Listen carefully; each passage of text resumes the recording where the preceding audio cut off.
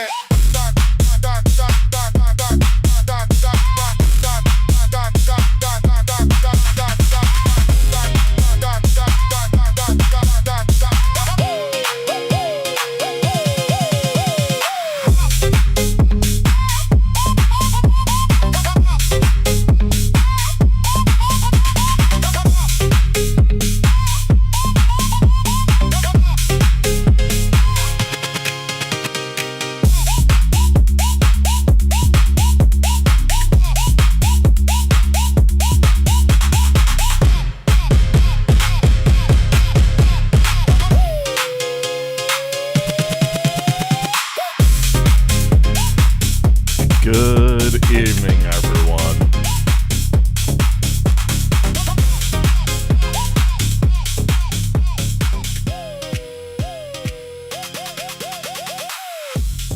Hope you guys are having a good time.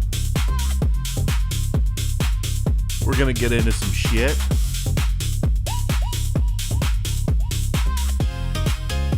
All right.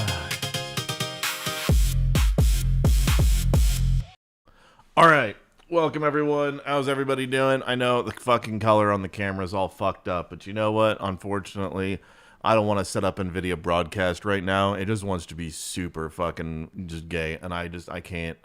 It's so irritating. But I can promise you, my room is not blue. It is actually very yellow. But I think it's just the color, the colors of the light. So it's just, I don't know. It's all fucked up. Anyways, listen. We are going to be making some shit.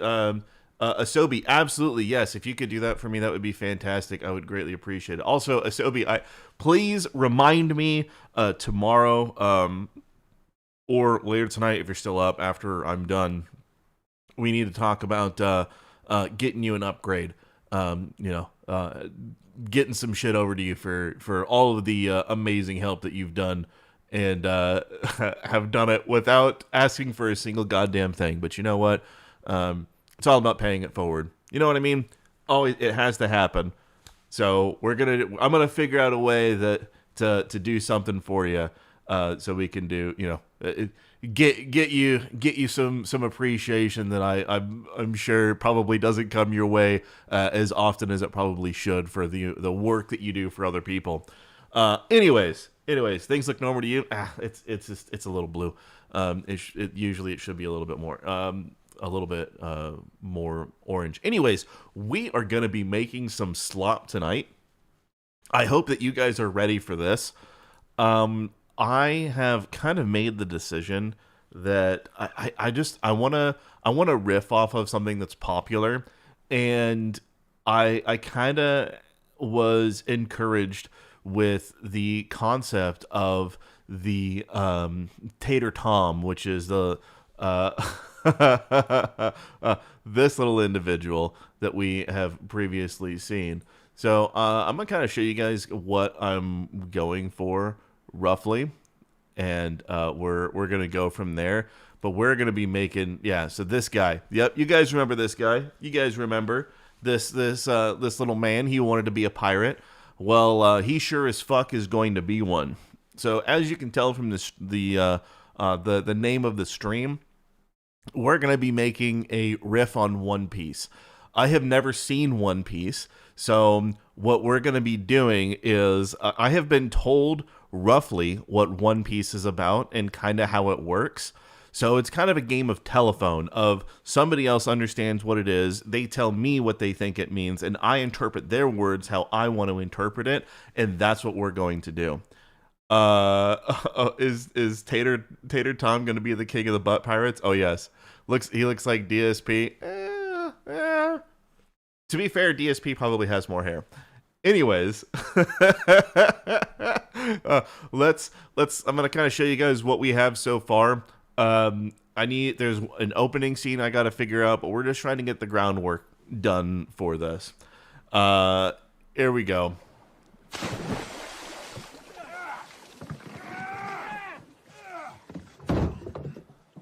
Again, this is all just my interpretation from what other people have told me. Whether or not it's accurate, I have no idea. But you know what? We are going to go for it.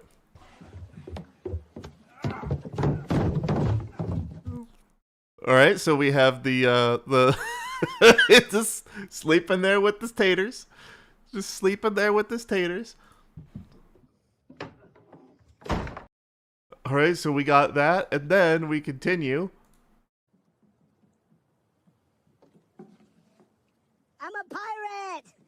Yay! I'm a pirate! Good for you, little buddy. High five!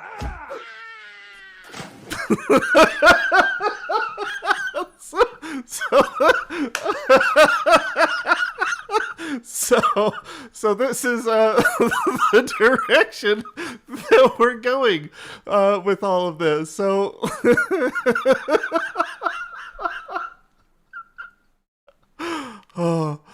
oh God. This is the direction of One Piece. So, or Quarter Piece, I should say.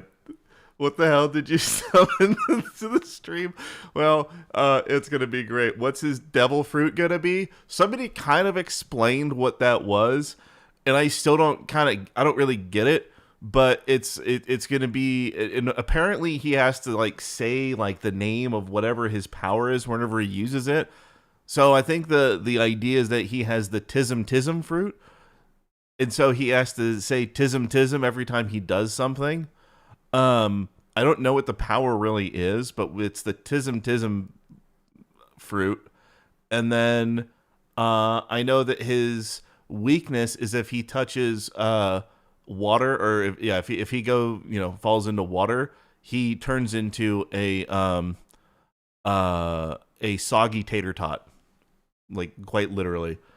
So is he gonna stim with his hands too, like tater? Yeah, we can do. Yeah, no, we can see if we can make it happen. We'll see if we'll see if we can do it.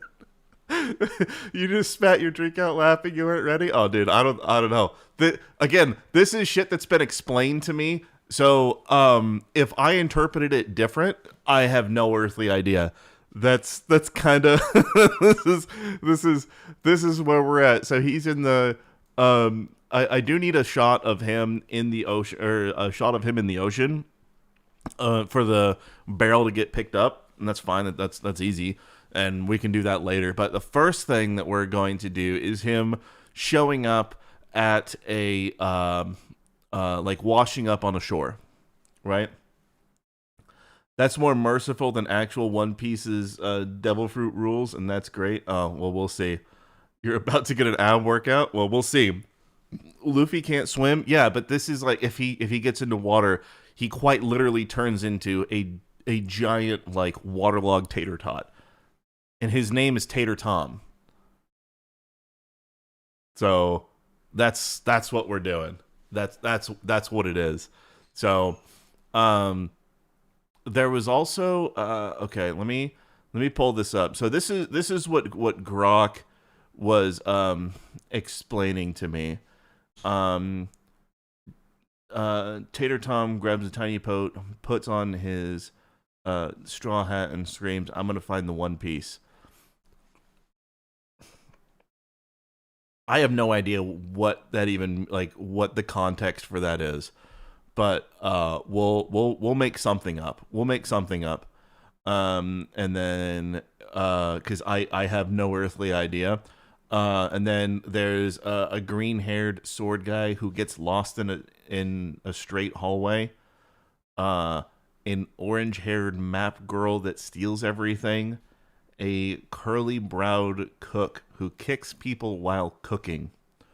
And then together they sail the Grand Line. This crazy ocean full of floating islands, talking animals, and evil clowns. Every island they land on has some new problem. Giant birds, fishmen, warlords, and the Navy, who are basically pirate cops that hate fun, and a bunch of other pirate crews trying to flex on them.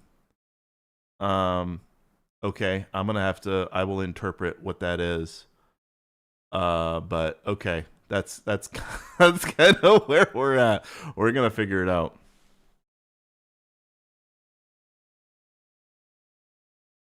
That's okay. I love you. Um, the pervert cook that keeps his hands in his pockets playing pocket pool. Okay, we can have that. Anyways, you should introduce every bad guy as a silhouette. The offer does tons of that stuff. Yeah, okay. So real quick, here's the goal. Here is the goal of what we're trying to do. I just want to turn this into a trailer, right? Just a fake trailer for the most autistic version of One Piece to ever exist. That's kind of what I want to create, because the reality, the sheer cost that's involved in getting something done of like an actual full length thing is extreme. It's very, very, very expensive. Just for context, if you look down below, let me move the screen just a little bit. So right here where it says generate 300. Oh, I'm so sorry. I didn't let you guys off the short bus. There you go. Yeah, pretty much. Yep. And so, okay. So, down there at the bottom where it says generate and it says 300. So that's 300 credits to generate these. For context, when I was doing It's Always Been About the Money, it was 20 credits per video. So we have exponentially increased the cost that it takes to do our content, but it's also significantly better. So it's kind of it's a double-edged sword of, hey, it's a lot better, but it's also a lot more expensive. So that's just something that we're gonna have to kind of figure out and see what we can do. That also means, yeah. So that's why I just want to do a short trailer. I'm aiming for like maybe 2 minutes, maybe 3 minutes, like max. I'm not thinking anything crazy or long or anything like that. So it's just something short, sweet, and to the point. What do I use to multi-stream? I use Restream.io. I've tried to do things on OBS, and it's given me lots of problems. I know people use Stream Elements and Streamlabs and all this other shit, but you know what? It's just I just do it all from fucking Restream, and then I use my own custom plugin for chat and everything else, which, by the way, is really easy to do if you ever wanted to make that yourself. It's so fucking easy to do. It's annoying. It's irritating. You know, like it's just a lot of waiting and trying to like get the AI to understand how to unfuck, you know, what you're wanting. But it's all custom. It's interesting. I got 4 rolling. How much is that a month? I have no idea. I need to go back and check. I manage. I'm able to keep it afloat. I know that much. Streamlabs sucks. Restream is the best for you because you don't have upload speed for all the different sites at once. Otherwise, ADM would be your way to go. Yeah, I have the bandwidth where I could restream everything locally. Like it wouldn't be a problem. You know, I have the rig for it. I don't know. Restream is a little bit better. It keeps recordings. It does. There's a lot of stuff that it does that's beneficial. A lot of things that I forget about. That does have like an AI feature for clips and shit, but where it's trying to find, you know, what's a good moment. What do you want to have for clips? But it's not all that. It's not that fantastic. So you know, I guess it depends on what you're doing, right? I guess it really depends on what you're doing. Mods can also mod from that site with all chats in one window. Yeah, that is true. That is really true. Which reminds me, Asobi, I need to get you on there as a mod. So remind me later so we can figure it out and get it all set. Anyways, let's figure some shit out. So first things first is I know nothing about One Piece. Okay. I know absolutely nothing about it except that it exists, and the dude is stretchy. And I only know that he's stretchy because I've seen memes on 4chan. That's it. So I have no fucking idea what is involved. So all I know from what people have said is that he apparently beats people up and then arrives at a port town. Well, Tater Tom does not have the luxury of beating these people up because he doesn't have powers yet. But he is going to wash up on the shore of somewhere. And I just need an idea of where does he show up, and like what's the general time period and like concept of this aside from pirates.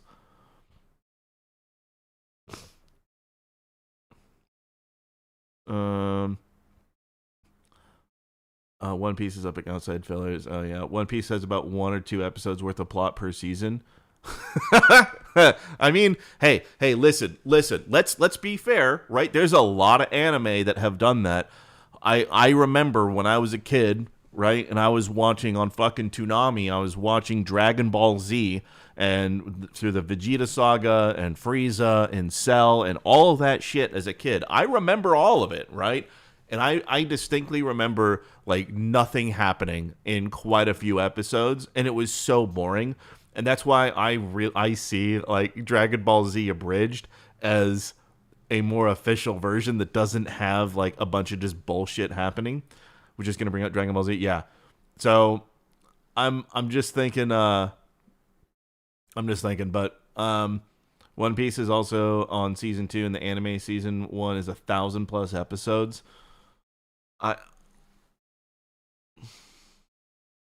That's a lot. That's insane.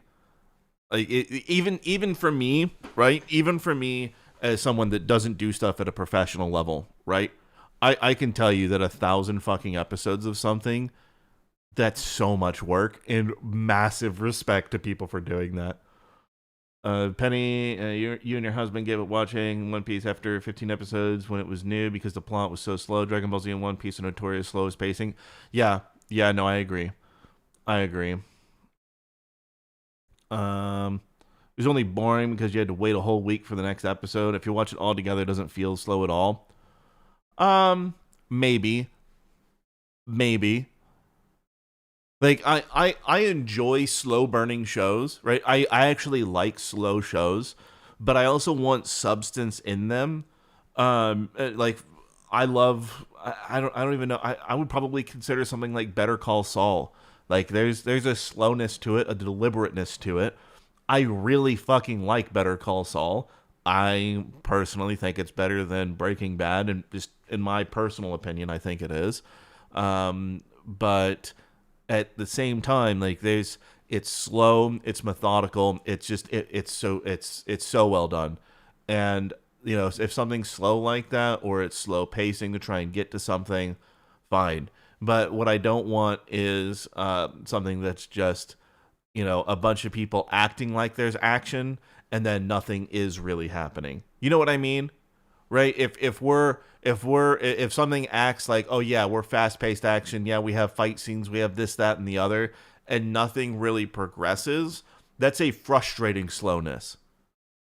That's a different type of that's a different type of slowness that is a lot more frustrating to me personally. Like if you like that, great. I don't. So okay, so slow pacing, well done, goes hard.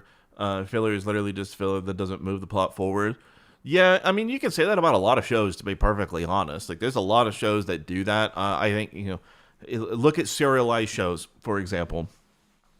And things like Fringe, or things like even Burn Notice, right? They're fun, but, like, if you watch them back to back, it's just a bunch of just stupid shit most of the time, or that's just like, okay, we're doing this just because it fits the formula.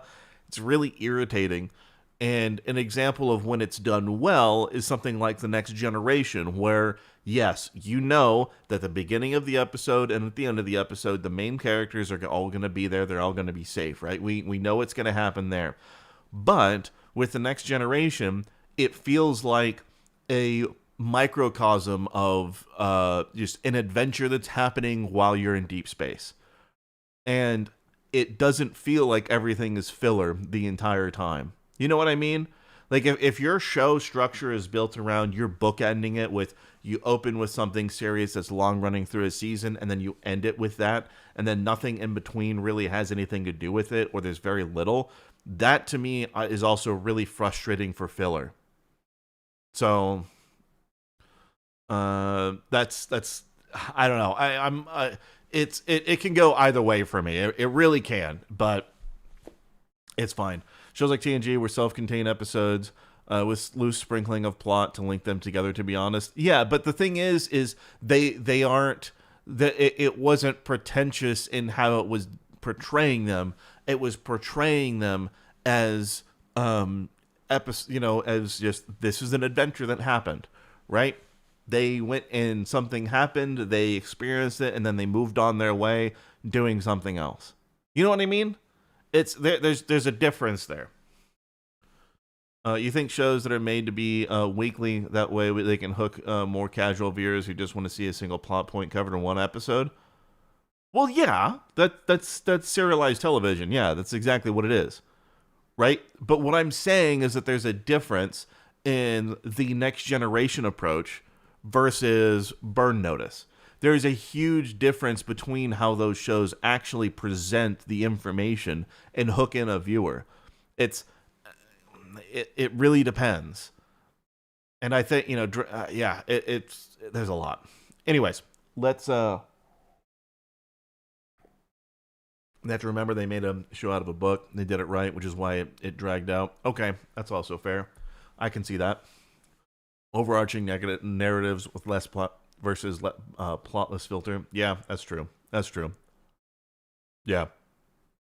Okay, so let's make this. So we have a Tater Tom here. We just need him to wake up.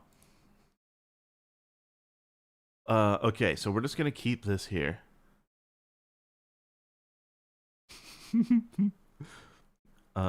Wakes up on oh fuck, let's put that down there. For the record, by the way, you always I've said it before, Seed Dance 2, so Higgsfield, we're now in Cinema Studio 3.5. I know Cinema Studio 3 didn't last very long, but we're in Cinema Studio 3.5. And one thing that is important to note is that it is all based on Seed Dance. So there's quite a bit there. Kick Chat died?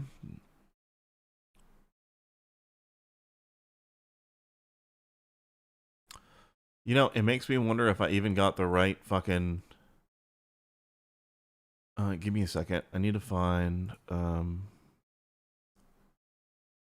That's so frustrating.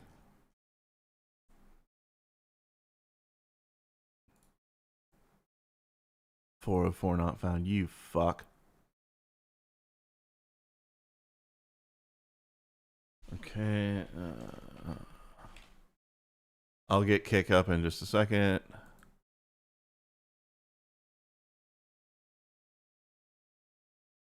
I don't...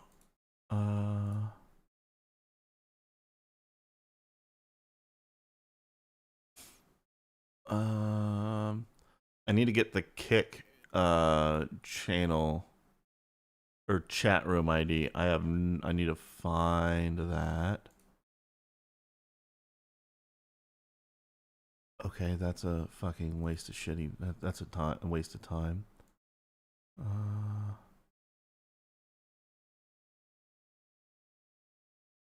Okay, that's a waste of time. Okay, I'll do it this way then. Jesus Christ. Give me a second.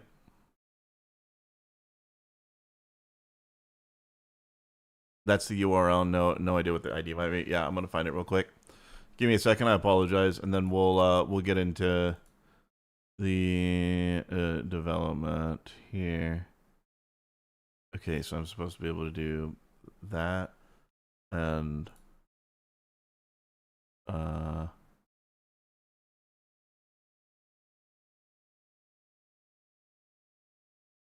okay, so then it's here. Okay, Um.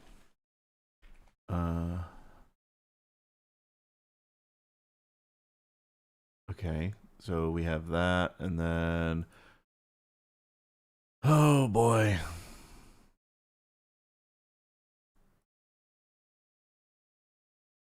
Uh.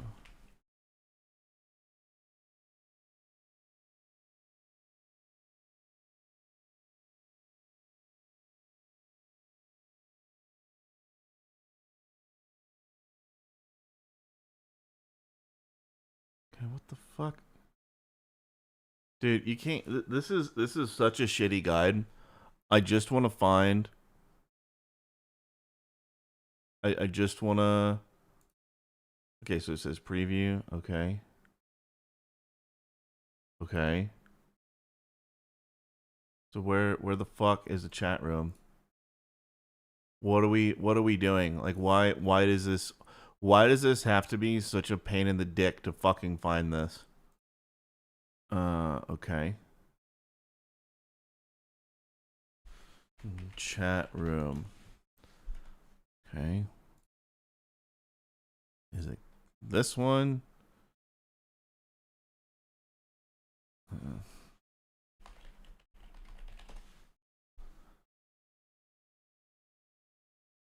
That's the user ID. That's supposed to be the fucking thing. Disconnect. Boom.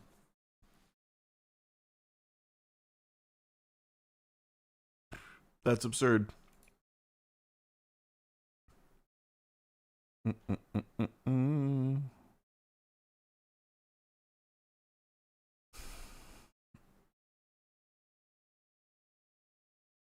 Give me a second. Let's try this.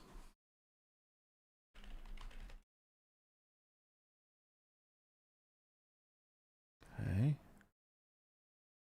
Yep. Yep. Yep. Yep. All right. I apologize. It's being fucking stupid. I apologize. It's. This is just going to be a pain in the ass. If someone does find it, then great. But I can't find the chat room ID, and it just wants to be an annoying piece of shit. Okay, there's one thing I can try. One last thing. Okay, I don't fucking care. Shut the fuck up. Oh, look. Twitch is platforming a fucking titty streamer. Who would have guessed? Network. Let's move this over. Okay. Holy shit. Okay, so.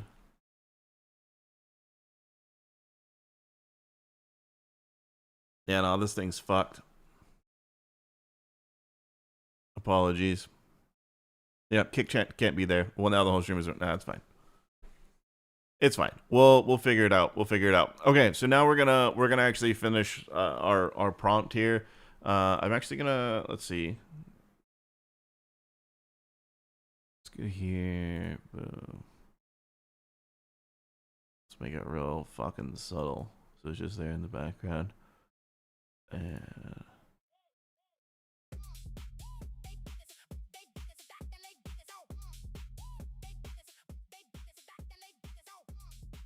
all right, that's real low. At least there's something there. Okay, so little man on Down syndrome wakes up on a the shore of an island. Hold on. Who the fuck? Who the fuck?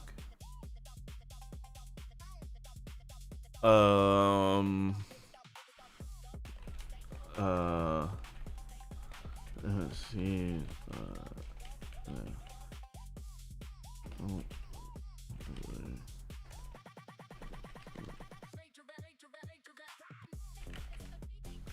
Okay. All right. Sorry about that. So the island. All right. So real quick, I need an idea. The island is how big? Like, is this a significant island? Is this like a big fucking island?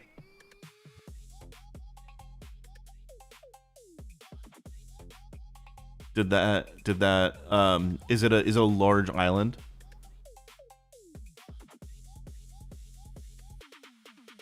or is it like small?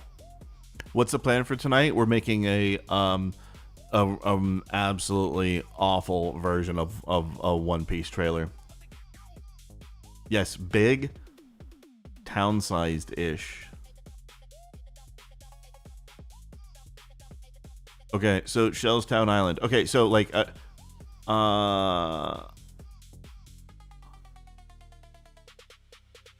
okay.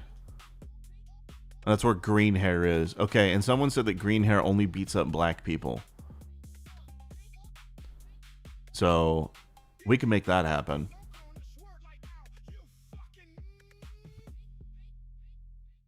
Yeah, we can make that happen. Okay.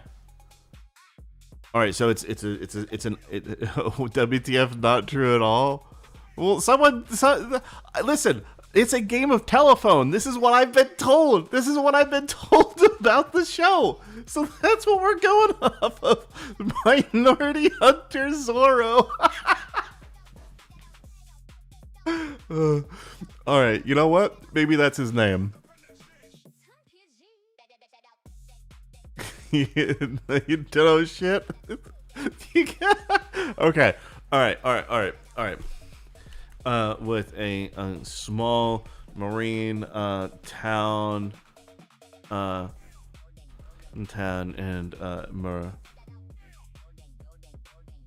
port. He wakes up. He sits up, looks sad, and says sadly, I'm not a pirate anymore. He then walks towards the town in the distance. Okay, this doesn't need to be a long scene because he's not saying much, so we can afford to do what, 9 seconds? No. Alright, let's get this going. Oh Lord, what did you miss? Listen, if you guys just want to know the direction of where this is going. I'm a pirate! Yay! I'm a pirate! Good for you, little buddy. High five! That's that's what we're at. That's what we're doing. We're making One Piece, but this dude is the main character.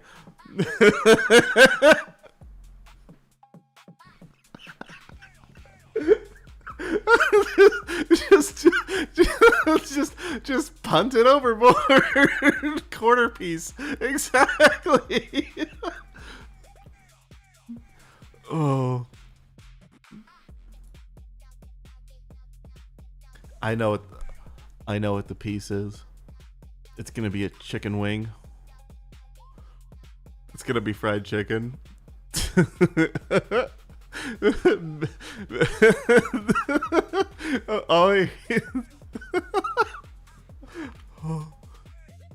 Oh God. Okay.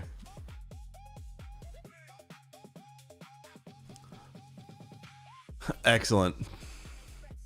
Yeah, I don't think you guys are ready. Like, I am gonna make this okay. I want this to be recognizable as a One Piece parody, but I don't want to put all of like I don't want it to be recognizable at the same time. Does that make sense?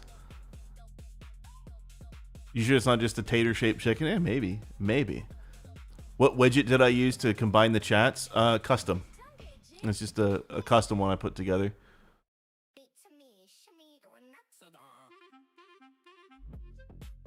Still large fries and a Coke.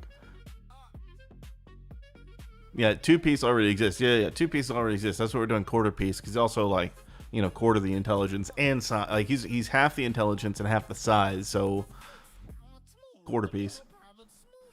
Did you hook you up? Yeah, it'd be easy. It'll be really. I can do it. It wouldn't take much to do.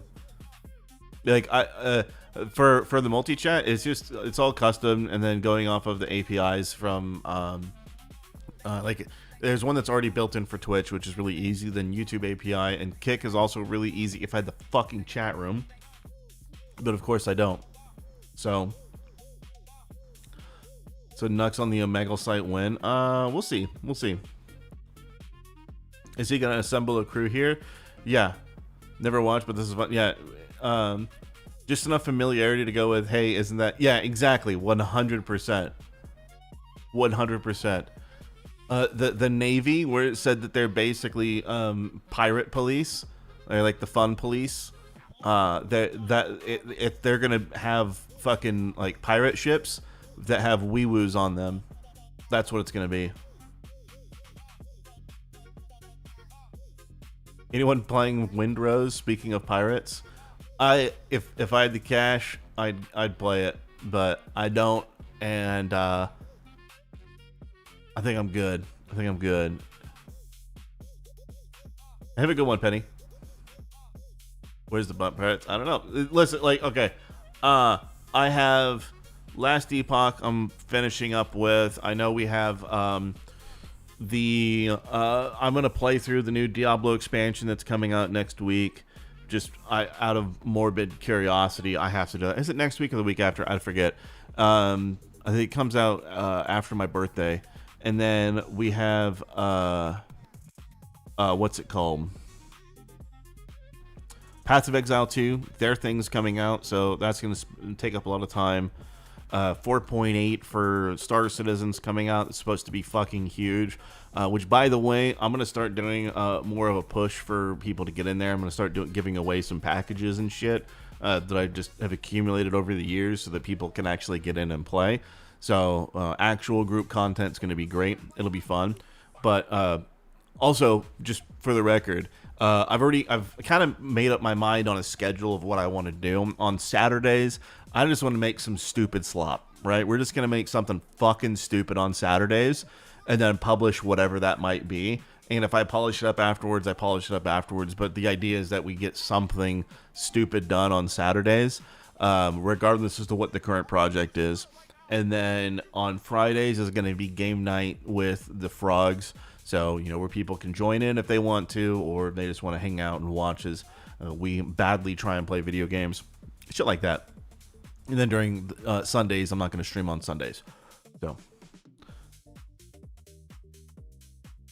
DC reacts. Yeah, probably do that on like Tuesdays, to be honest. Maybe, or maybe Mondays to like get the week started right with some fun and some roasting and having a good time. Yeah. Be real easy to do.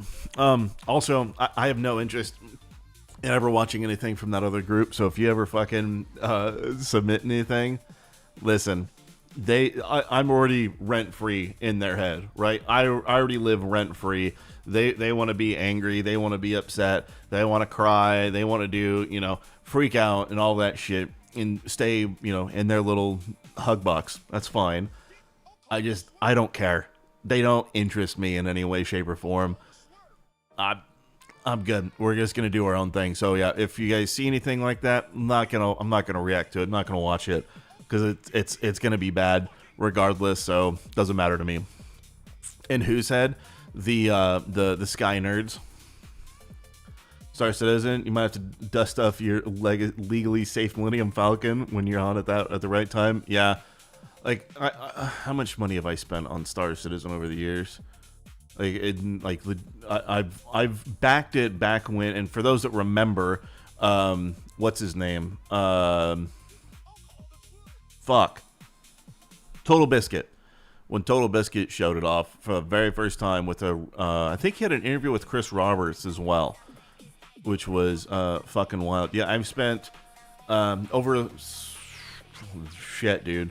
Almost 14 years, I've spent $9,730 on Star Citizen. I am, $270 away from getting a quote-unquote free F8C Lightning, but no, it's absurd. It's absurd. But hey, 14 years, and during some of those years, I had some fucking amazing jobs. So, welcome back. So Rent Free, they made 4 songs in the last 24 hours. Yeah. Do what?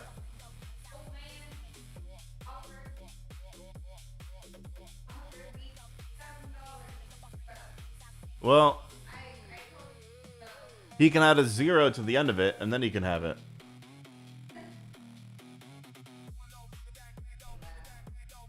That's amazing.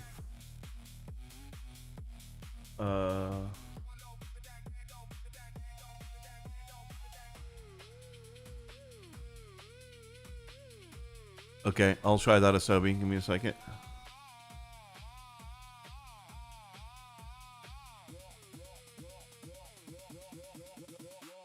I have no idea.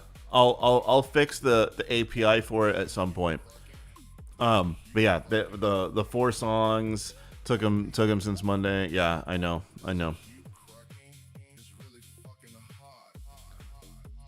Yeah. I tried both of those, Asobi. That was a site that I used. I'll figure it out after the stream. I'll update everything.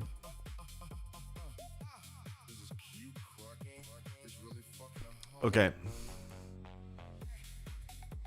I'm not a pirate anymore.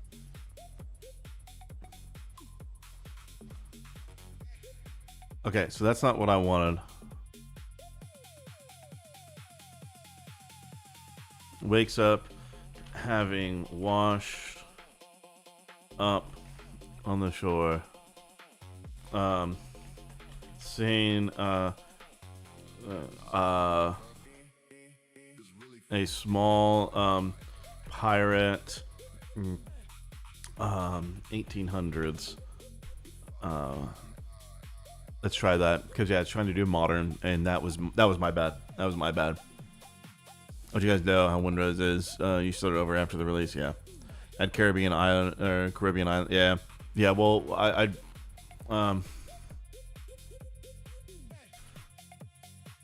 Caribbean.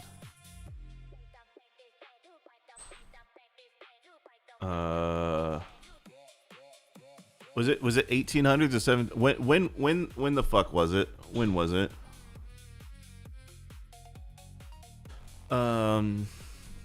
Time period for.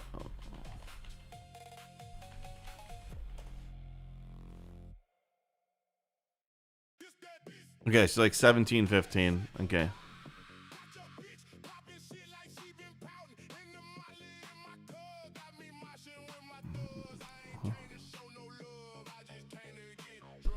$17.15. Let's try that. About that, roughly. Golden Age of Piracy. Yeah. Basically, what I looked up is what period of time is like Assassin's Creed 4 based in, like that specific kind of time period. So 1700s, 1800s, something like that. So we'll see what we get for our generations here. And I wanted him to wash up on the shore for it. So we'll get there.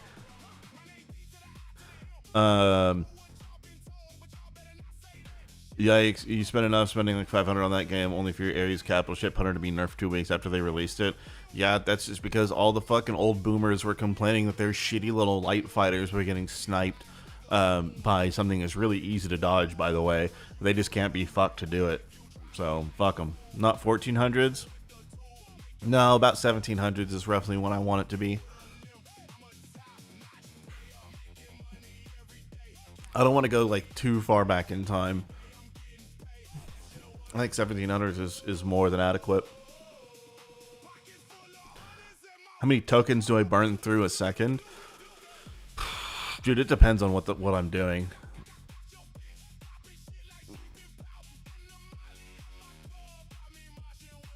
$1400s, and there weren't even any Europeans in the Americas. Yeah, back then there wasn't, but yeah, 1700s I think would be fine. We'll find out. We'll see. We'll see what we can get.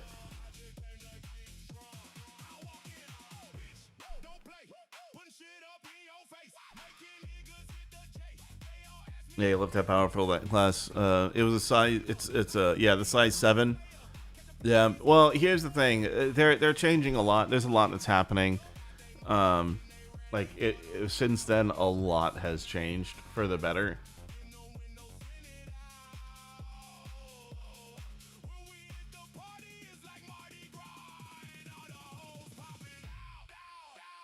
Yeah, give me a second. Only 200. I swear to Christ, dude, I've played fucking Gray Zone way more than that.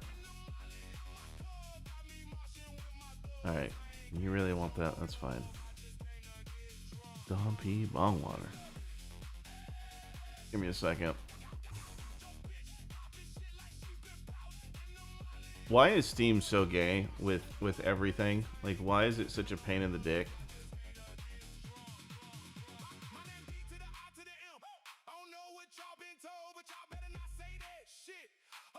Which, by the way,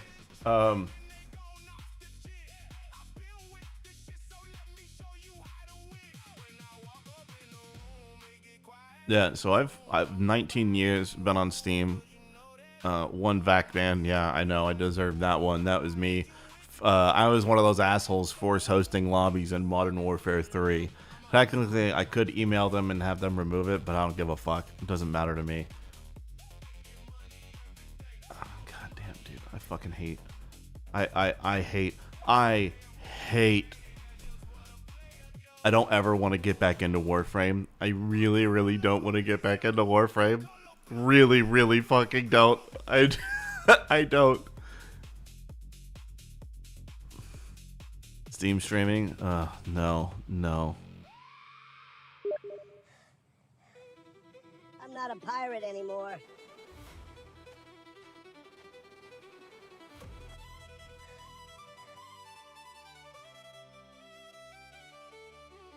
I don't want to listen to that. I'm gonna dislike it because that sounds like shit.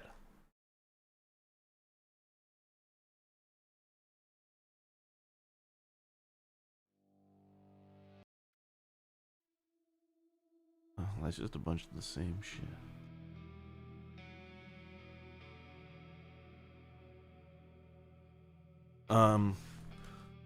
If you people in time period correct clothing are walking around.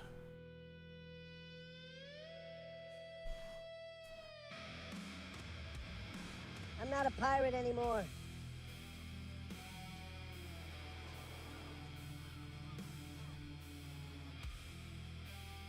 I need to fix.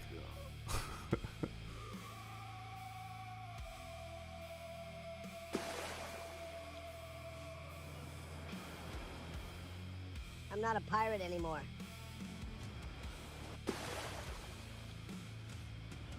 That doesn't make any sense. The placement of everything doesn't make sense. Am I running Gray Zone Warfare with full squad? Yeah. In fact, when we do Gray Zone, we run with 2 full squads. Bro could be a leprechaun pirate. Yeah. Good game, but the grind is fucking insane. Yeah. Yeah, is this the pirate guy? Yeah, we're doing One Piece, but he's the pirate, right? He's the main character. I'm a pirate! Yay! Right? I'm a pirate! Good for you, little buddy. High five!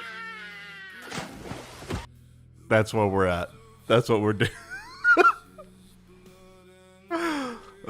Yeah, that's what we're doing. It's a good time. Yeah. Yeah, no, we're doing One Piece, but instead we got Tater Tom here that's going to be eating the tism fruit. So we're just going to make a fake trailer for it. Eat some random fish merchants and stuff like that. Yeah.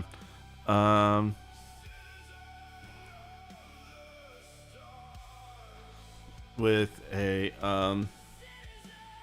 hold on, let's see. Give me a second.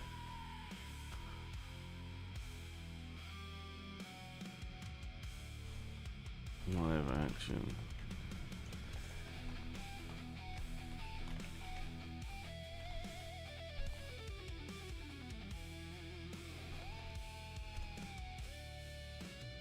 Okay, so if this gives me denied, then let me queue up open art while this is working. Open new workspace. Image, create image.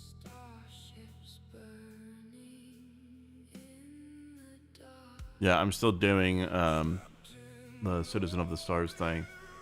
So Nana Banana Pro, get rid of that. Live action version of Shells in Town from One Piece. Let's do our 4. Okay. All right. Does everyone from the on-time video get their dreams to come true? No. Only this dude. Only this dude.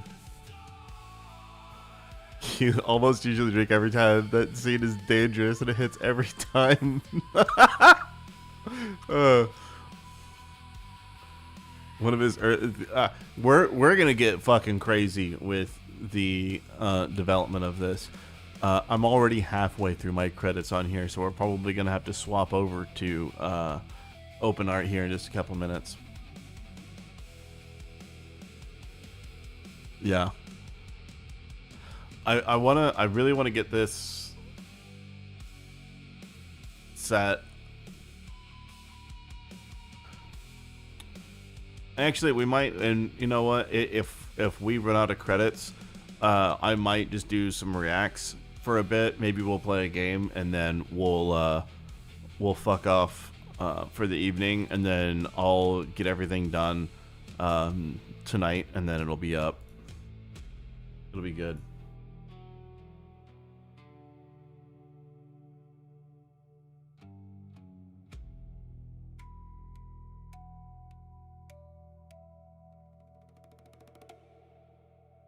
All right, how does that look?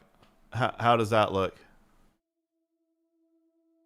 Should react to the Samantha Hyde comedy video you posted in there? Oh no.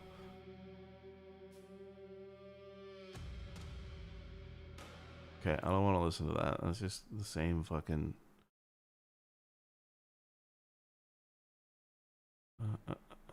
We gotta still go to V5. I haven't upgraded everything.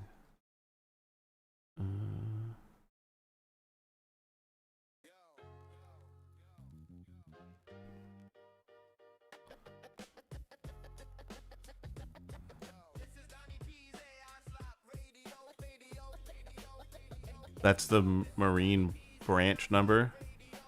Are we gonna make a full crew? We're gonna go as hard as we can. I don't like the flag.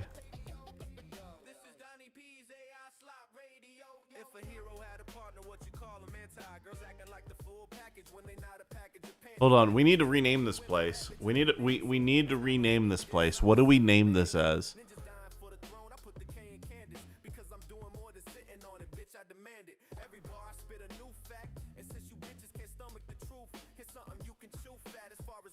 Derp Town.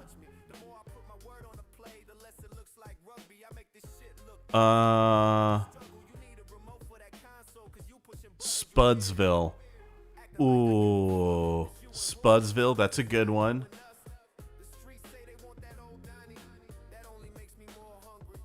Listen, Dask. If we can't call it Beef Town, right? We could call it Beef Curtain.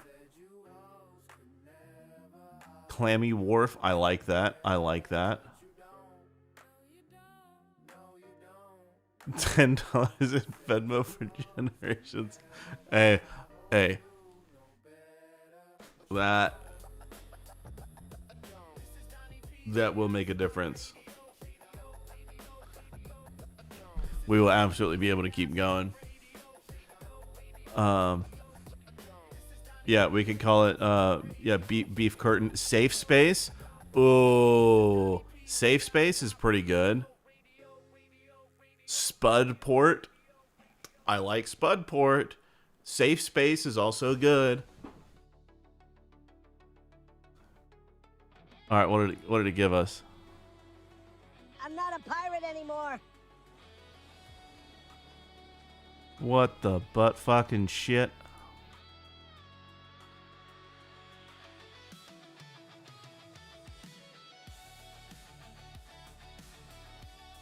It did not understand the assignment. Okay, that's fine.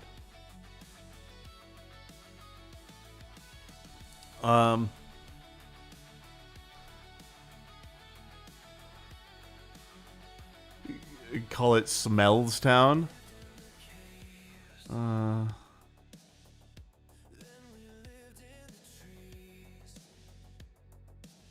Hey, Stav, how's it going, dude? I think we're gonna go with Spudport, to be honest.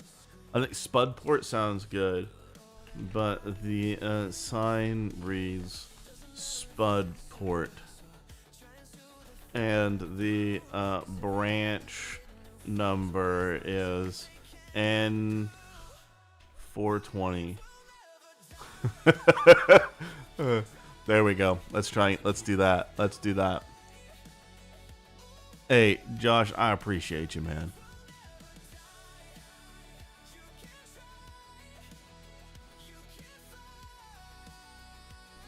Toter Downs, England. Nah, we're not gonna. I don't. Wait, no, I think we're. Yeah, Josh, you absolutely have been witnessed. God damn it.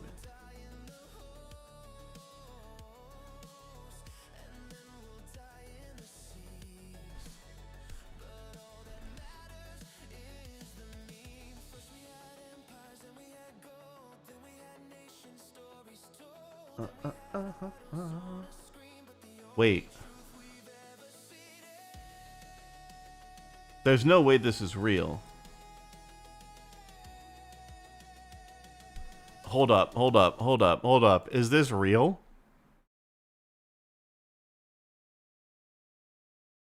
Hold on. Is this real? Is extra...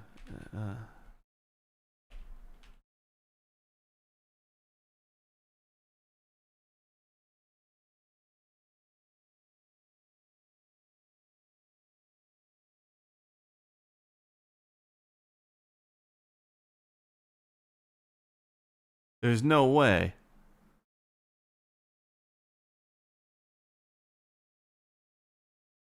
Yeet. Hold on.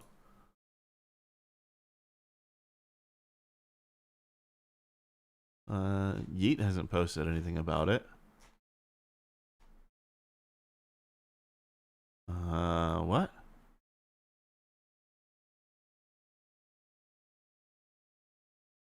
Hold on, I'm doing research here. Yeah. Extra.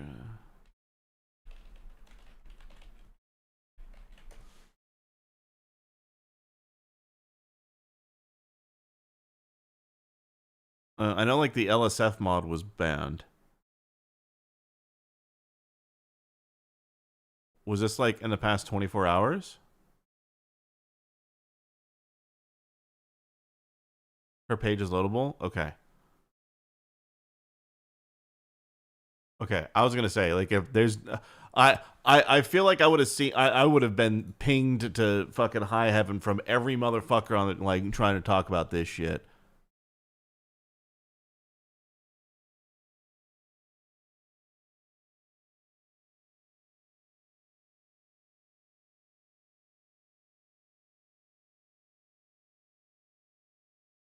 Okay.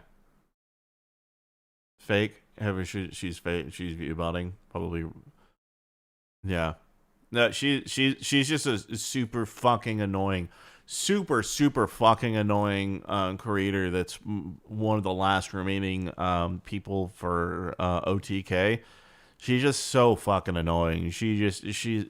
It's so fucking awful. She doesn't make anything that's of any value whatsoever. It's just so bad. She's I guess a safer version, if you can really call it that, of Pokimane that isn't as cringe, but is kind of in the same vein as that. At least from what I've seen, it's all kind of the same. Yeah, extra Emily.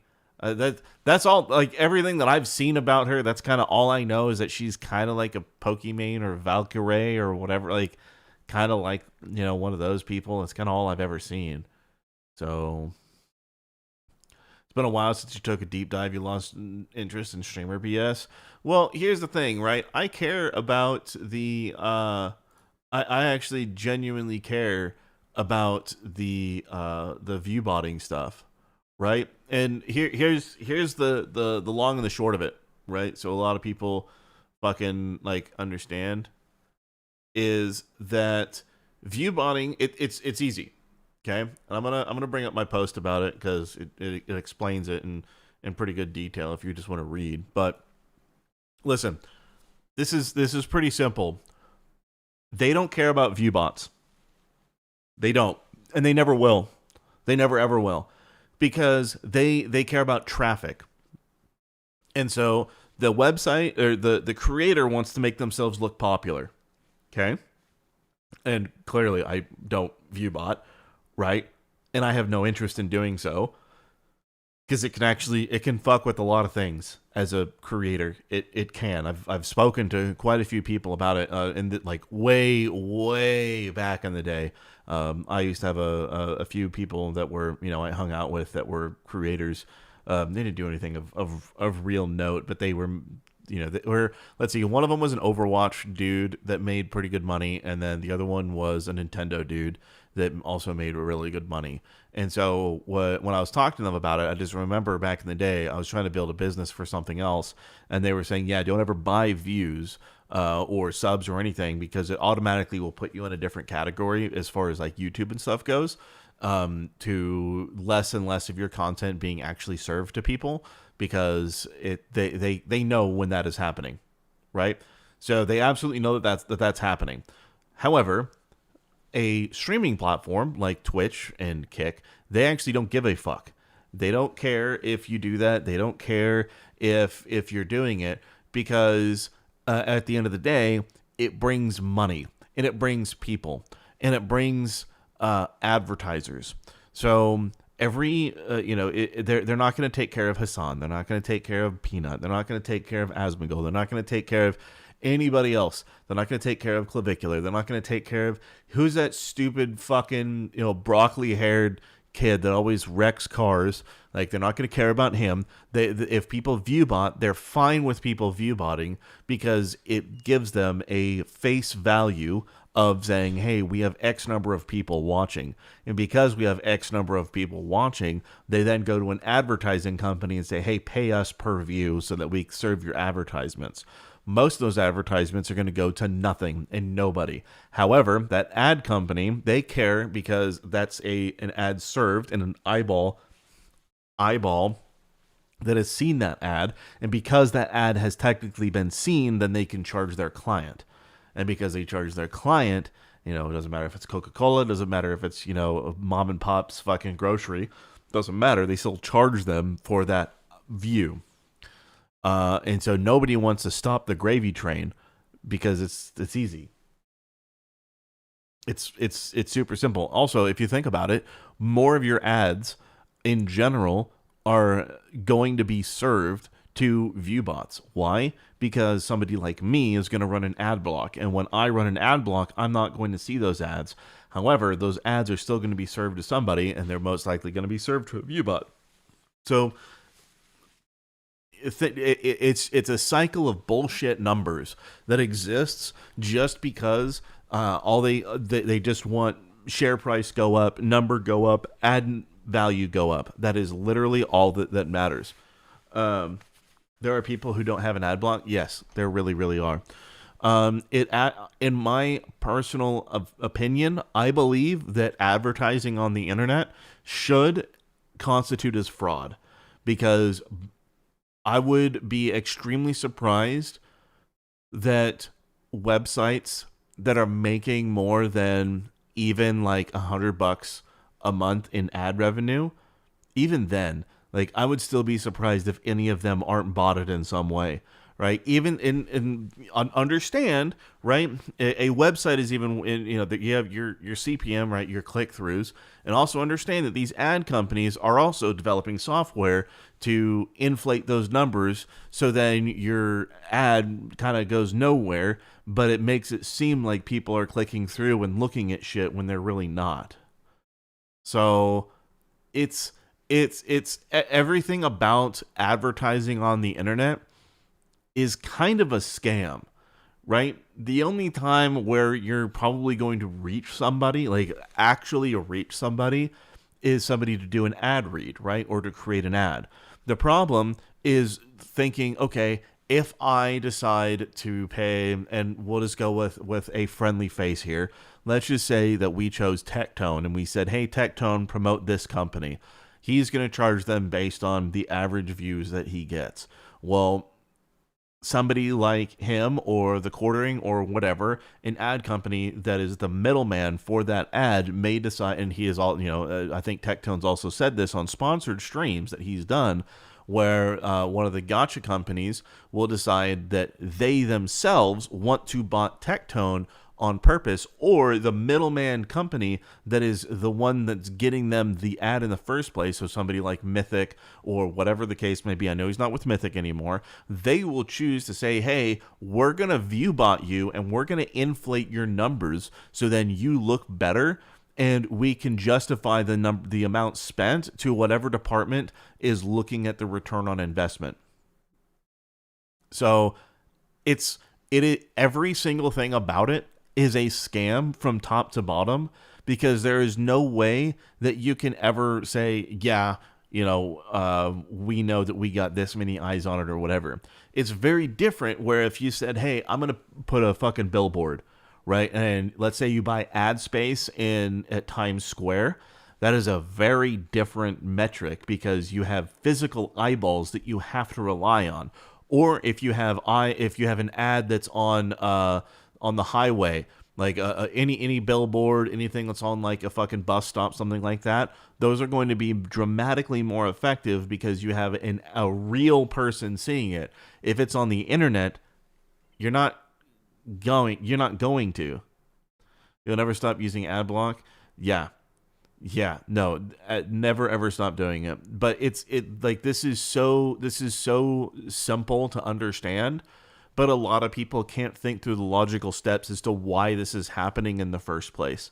This really is probably one of the worst things that's out there as far as, I would probably say that the entire online advertising ecosystem is probably the biggest scam on Earth. I really don't think that there is a bigger scam on this planet than internet advertising. Like I unless somebody can think of something else, like I would, if most of this is fraudulent. So yeah, it's really bad, but just understand no one's going to do anything about it. And the view bots have been getting more and more disingenuous and inflating numbers higher and higher. And also that goes without saying that you have a couple streams, like you had the Mr. Beast stream where he had, over 500,000 people viewing on just YouTube. I don't know how real most of those are, but every time that you have a record-breaking stream like that, do you want to know what happens? It makes other creators get bolder and bolder in choosing to viewbot harder and harder, because now they see that the ceiling has been raised, and now that the ceiling is raised, now they have to compete with that. So everything about this is just nothing but people that are just constantly farming for clout and chasing everything that they can. At least 75% bots, at least 75%. But again, this is what I'm saying, is that they literally do not care, because these sites are getting money from advertisers, and the advertisers are able to milk the companies that are paying them. So it's never going to end. No, I know you guys aren't bots. In fact, what's kind of so amazing is that the chat, I know that Kick isn't showing up on stream, but the chat in general that I see from Restream, and especially just even on YouTube, it moves faster than some people I've seen that have 1,000 viewers. It's actually kind of crazy at how genuine even that smaller streamers can be over larger streamers. Can a bot use the word bullshit? Bots can use anything. See, I can, if I wanted to program a bot to do shit, I could, and it wouldn't take long. That's a dead giveaway. Like chat engagement and unique chat engagement, yes. I would imagine like if okay, let me put something out there, and there's there's what 57 combined people. But listen, here's the thing: if I decided, hey, I'm gonna do an analysis on every single stream and the way that every single user types, and I decide to take all of that shit and train a bot and tell it to create a unique personality and figure out how to talk. Technically, you could create an AI that can do that. You could, right? But the problem is, it's like it's still going to be fucked. It's still going to absolutely 100% be fucked, and it would be harder to detect for sure. But I don't know, man. I don't know. If I were about you, be more efficient. I guess. Yeah, that's fair. It's because I actually like to talk to you. Yeah, well, I mean, of course. You listen. I am enjoying myself, right? I could be doing, whatever else, but I'm enjoying talking to people, and I'm having a good time. And you guys are deciding that you want to spend time here, so it would be kind of a dick move for me to ignore the fact that you're willing to spend your time and energy just hanging out. You know what I mean? People that ignore their chats, it doesn't make sense to me. It's one thing if it's moving too fast to read and just like pulling snippets here and there as you go through it, but realistically, like why does someone even stream in the first place if the point isn't to engage with others? Do bots go for smoke breaks? You should go for a smoke. Go for it, dude. But yeah, that's kind of the way it works. But yeah, people have been going crazy about the whole viewbot thing. This is why nothing's going to change, and that nobody should take somebody's numbers seriously, because some of these people, maybe you have some genuine people watching, but it's so hard. Like me knowing what I do or what I know about AI and with LLMs and the sort of training that you can do and the engagement shit that you can get going, it's not hard for me to believe that there's a lot of view bots that sit there just to get views, and then there's also engagement bots that exist to also like talk and read chat and engage with people, because it's not hard to it's technically not hard to do. It is resource intensive to do. It would just be more expensive, but you can do it. And then I'm sure everyone has seen like the fucking emote spam that a lot of these bots do. You love listening to talk. It makes back in the day of MindSpice and Big Red One. Yeah. You used to watch Nux and tech streams. Never got a word in. Here you can laugh and hang. Yeah. And here's the thing about the Nux streams. I enjoyed the Nux streams. They were fun, and obviously I created content that he was able to watch on stream, and they were extremely entertaining for a lot of people. The problem with a lot of the Nux streams is he didn't do a lot of chat engagement most of the time. It was bits and pieces here and there, but most of the time, it was in between videos. And he really spent his time just sitting there and recording himself and using it as a way to talk about videos live.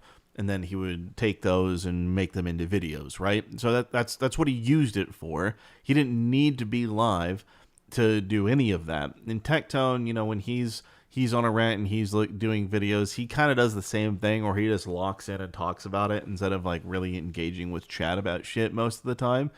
And then in between videos, he'll talk about it, and that's fine. But for me, I just don't have I don't think that's conducive, especially to a smaller crowd, right? Where it's a smaller group, there's no point to ignore people. Like, we're here to hang out and talk and shoot the shit and have a good time. So it's getting close to midnight. You should get your ass to bed. Yeah, quarter piece will be done. Absolutely. Yeah. 100%. It's been good having you there, dude.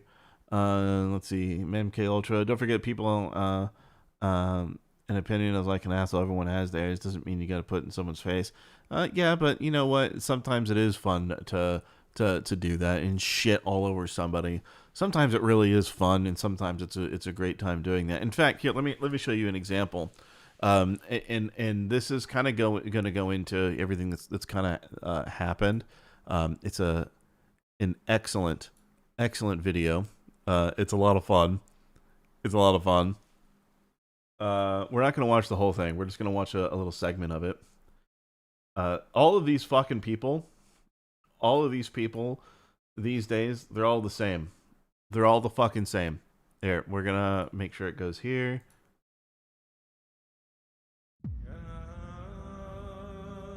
All right, so those that don't know, this is Bub Games. He is a absolutely phenomenal troll. He is amazing at getting reactions out of people on Gmod servers, RP shit, and it's absolutely hilarious. Definitely recommend checking him out. We're only going to watch the first little bit of that about this, and you guys are going to understand there's a big difference between somebody like Bubs and all of these other people that can't take a joke and can't take anything or understand that somebody wants to have fun in a certain way. So we're going to do a little bit. Anyone home here? I'm in fact, yeah. Oh, I was just looking to team up with someone. No can do, man, sorry. So you don't want to team up? Oh, shit. Hold on. It might be a little low. Sorry. We'll go back. Here we go. With someone. No can do, man, sorry. So you don't want to team up? Oh, it's because I already got a team. Yeah, so can we team up? I already got a team. But I want to be on your team. Yeah, but I already got a team. Yeah, but can I be on your team? Hey, easy there, cowboy. Just need... Like, again, people... all of these people, and it's the same thing as me roasting all of those fucking clowns. It's the same fucking thing, right? The theater kids, people that are, you know, that can't take a joke, they're all the same, right? Just sitting there, just repeating things and having a good time and having a lot of fun. It's great. It's fun, but people can't take it. Need 5 cloth, mate, and I'll be out of your hair. Oh, I might. That's it.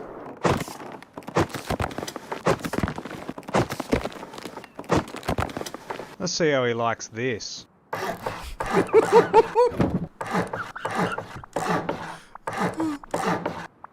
There we go. Oh, look who's here. I think he came from this space over here. Time to TC grief that meme over there then. Wonder how much they like that. Looks quite nice. I think the other TC's looking a little lonely. Might need to give him a little friend. There we go. So for those that don't understand what's happening, he's building these little shit triangles, and everyone that he has, he's putting down the cupboard, and the cupboard is what allows you to build. And if you can't access the cupboard, you can't build there, right? It blocks building.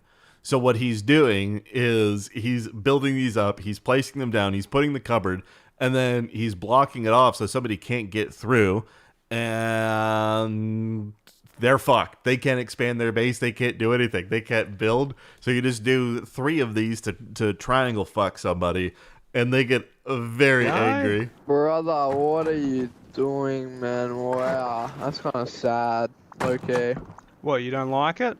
Can't like, got no mates. Kill yourself. Should have been friendly to me, mate. It's kind of cool to get your own friends.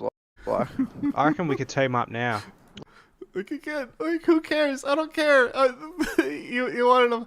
We're here to fuck around, and you found out, and now you think, oh, you got no friends. Oh, you're a virgin. And it's like, dude, you don't understand the mentality of a shitlord. It. You don't... I reckon you should kill yourself now, to be honest. Oh, that's not very friendly. Yourself. What's the issue? The issue is that you're still breathing. Come in here, I'm placing TCs, you spack here. Please It's the don't use same the S thing. word. That's highly offensive. How about this? Demolish one of them, and I'll give half it back. And demolish the other one, and I'll give the rest of it back. No. Oh, he's coming out. Oh, he left me a note. Let's see what it says. Those are some kind words. Can I have some bro? It's the same thing. People don't understand the mentality of a shitlord. They don't understand the mentality of being a shitlord, and it's so great. It's so great. Being a shitlord is so much fun. It is one of the most fun things. I've personally, like, when I've played games and I've just been there just to be the most cancerous dick on the planet. It's so much fun. It's so much fucking fun. It's so good. I just spawned in. Nah, bro, I got nothing. I wish I had something for you. You don't even have any cloth. I need 15 cloth. Well, I mean, it's night time, bro. I'm not coming out there. Oh, just come outside. For you. I need some Hey, bro, yeah, what's... I'm gonna C4 your base when I get C4 in 8 hours. Couldn't even help a brother out, you drongo. I know you have in there. Come back in 20... I gotta say, dude, Aussies and their insults, they are next level. Hey John, we're good. We're having fun. I know you have there. You want to raid our base, you dickhead. Hey, look, I don't want to... Don't raise your voice at me. You come to my house, you knock on my door, you go asking for free and you mouth off to me. How about you open up that door so I can yoke you in the head? I can rock that orbital bone of yours. Stingy can give me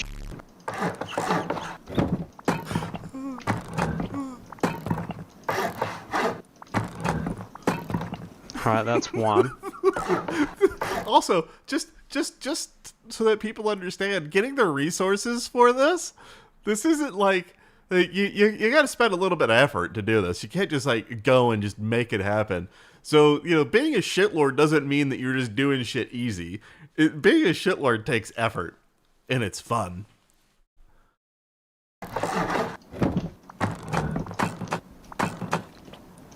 Okay, we got 2. Can we fit one more here? I reckon one more here would f them completely. I think I've f them. I think I have. They can't build over there because I think it's building block due to outpost. So right here is a good one.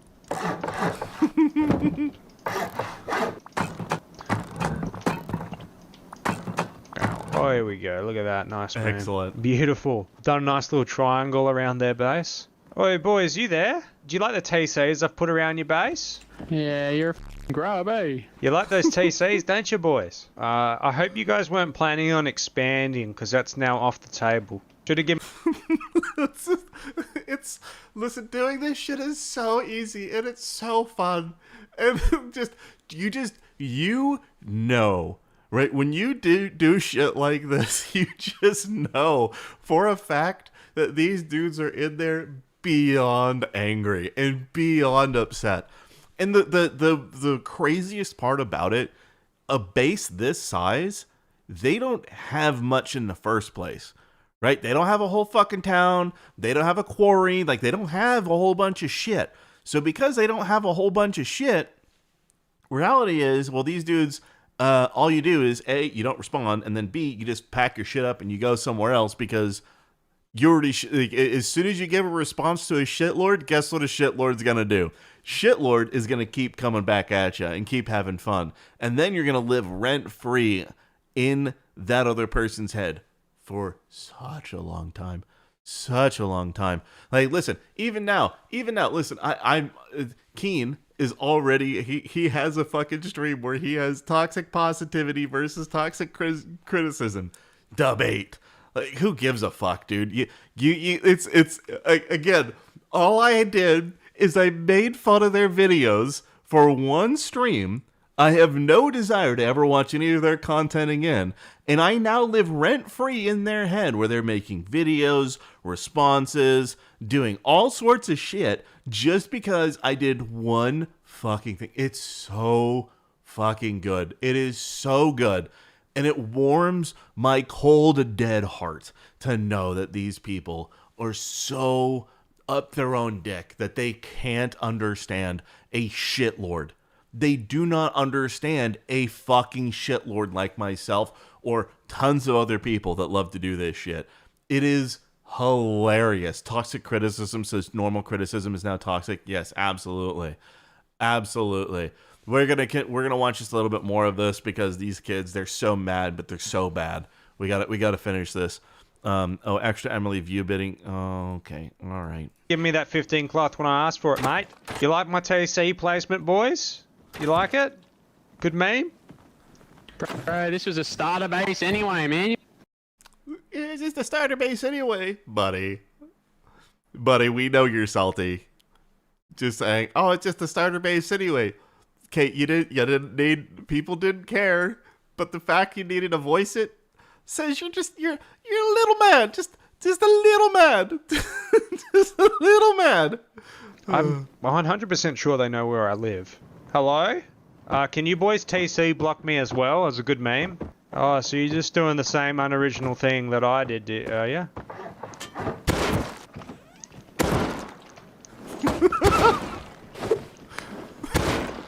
Oh, they're so bad. Boys, you lost the 3-on-1. Guys, you couldn't have done... They think they're so hard, and then they just aren't. Again, it's the same shit. These people don't understand shitlords. They really don't. It's so good. It is so good. But yeah, it is absolutely incredible.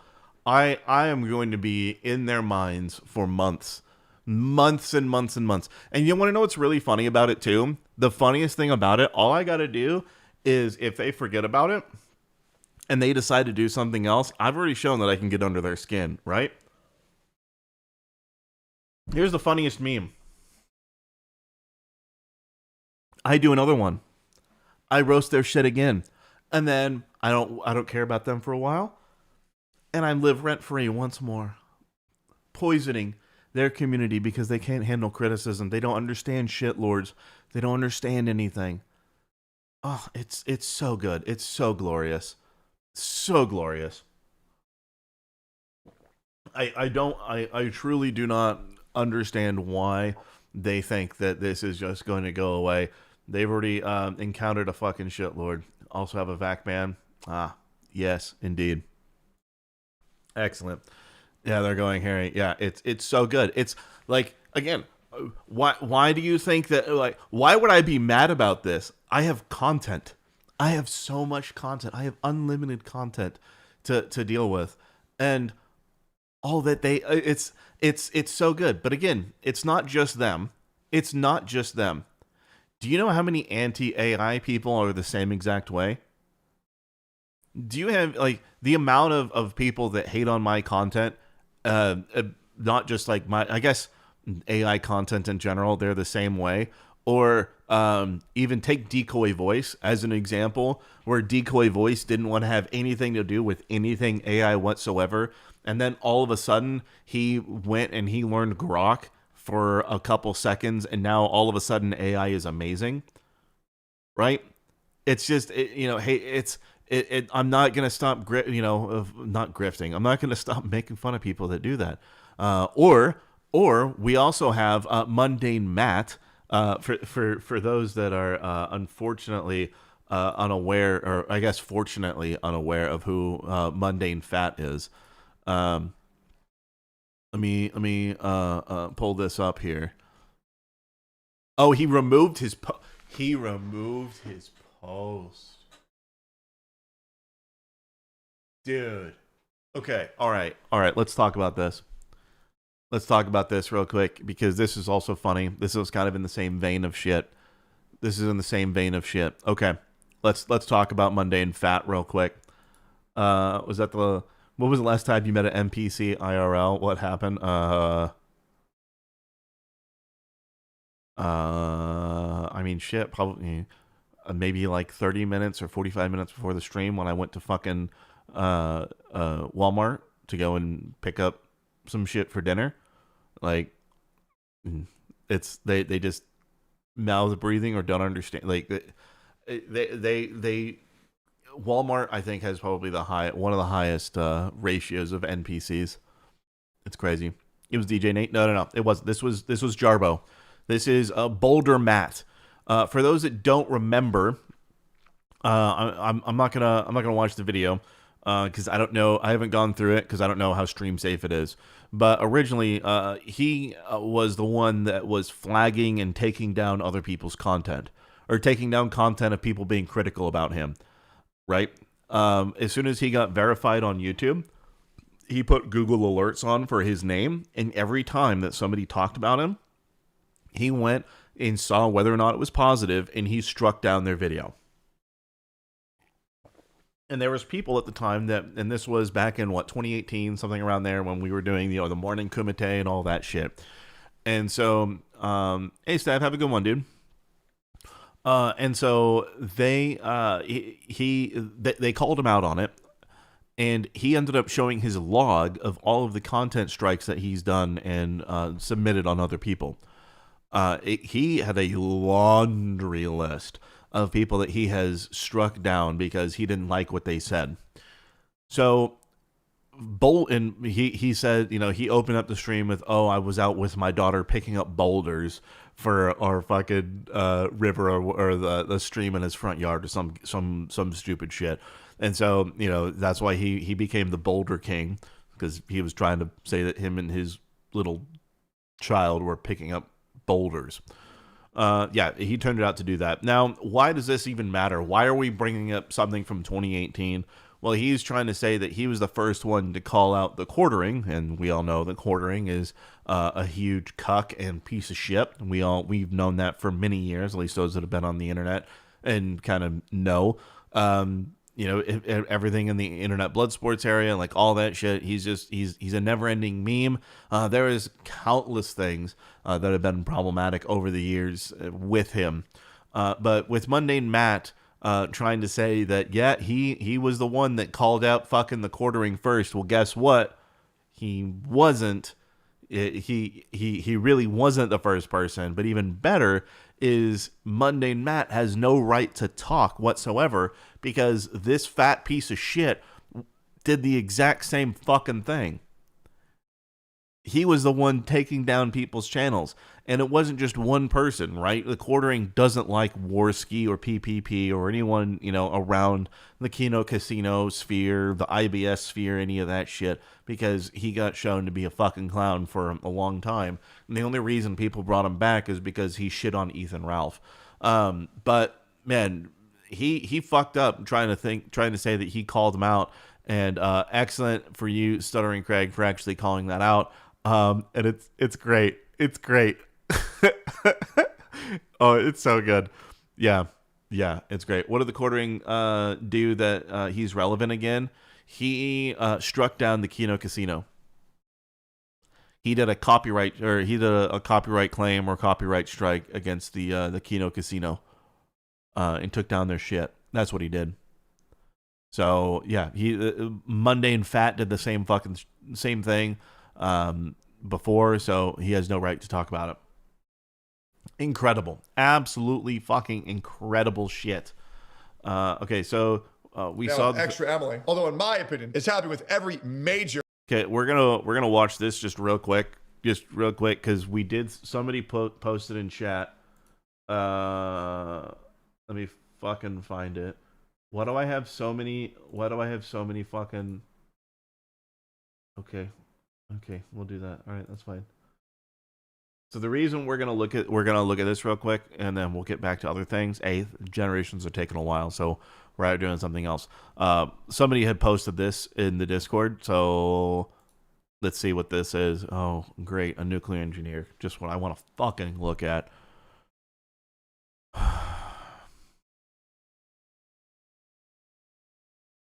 right, let's do this. Hey John, have a good one, dude. Yeah, tomorrow, more SC. I'm not streaming tomorrow. Sundays are my day off, so we'll do some more SC. We're gonna keep going at this tonight, though. He's like a roach. He just keeps creeping through the walls. Mundane Matt or the Cordic? No, none of those fucking people. They're all cancer.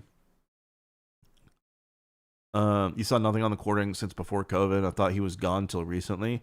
He was on a few things talking shit to people about like he was on the Kiwi Farms stream when he was talking shit about people, or he was on there a couple times. Who the fuck he was on some shit.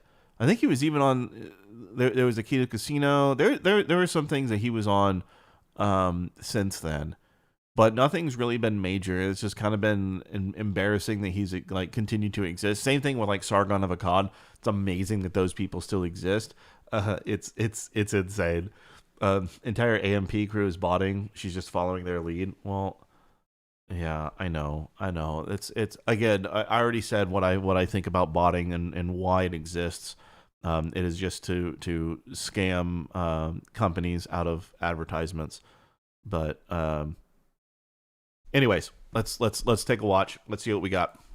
Streamer on this entire platform about view bots. Big expose happened. I want to talk about it. I am very qualified to talk about this shit. Maybe we burn a couple bridges. I really don't give a fuck. But let's talk about the thing that everybody's talking about, the Extra Emily situation. You shouldn't give a fuck. Listen, okay. Am I the only person that is so like? Listen, I know it gets him views. I know it gets Tectone views. I know it gets fucking Charlie views. It gets everybody views. But I am so fucking tired of hearing people say, "Yeah, the situation is fucked up." It's like I'm tired. I'm tired. I know that that's the thing to do. I know. I understand. I understand why they do it. I totally understand. And I am entirely. I know that I'm pretty unique in the way that I think about things. But personally, I am so fatigued of saying the situation is this, that, and the other. At least, we have him saying the Extra Emily viewbotting situation. At least we say we see what it is instead of the Extra Emily situation. You know what I mean? Could say that you're special. Yeah, special needs. Yeah. Okay, here we go. Has gone criminal. How cool. But, okay, anything else? Oh, this is Emily. Have you met her? Yes, Chris! Oh. What? The big viewbot AI. Wait.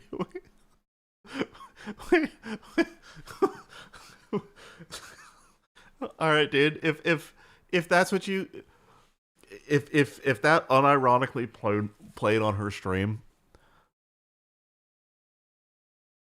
that's pretty good. Just that's why you don't watch videos off of fucking Discord, because you don't know what's gonna happen. Oh man, if I do another Twitch banathon, I will show what I've gotten people banned on Twitch for, and I don't give a fuck, because all the entire point is what it is. But yeah, people kind of should see what people have gotten banned for and why you don't rely on fucking Discord to watch your shit.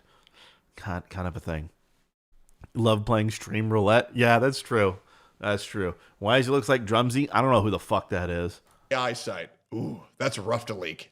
Let me get this straight. You're telling me that a streamer who has previously done shitty stuff on camera might not be the innocent, well-meaning person that they try so hard to portray on stream? True! No, that can't be possible.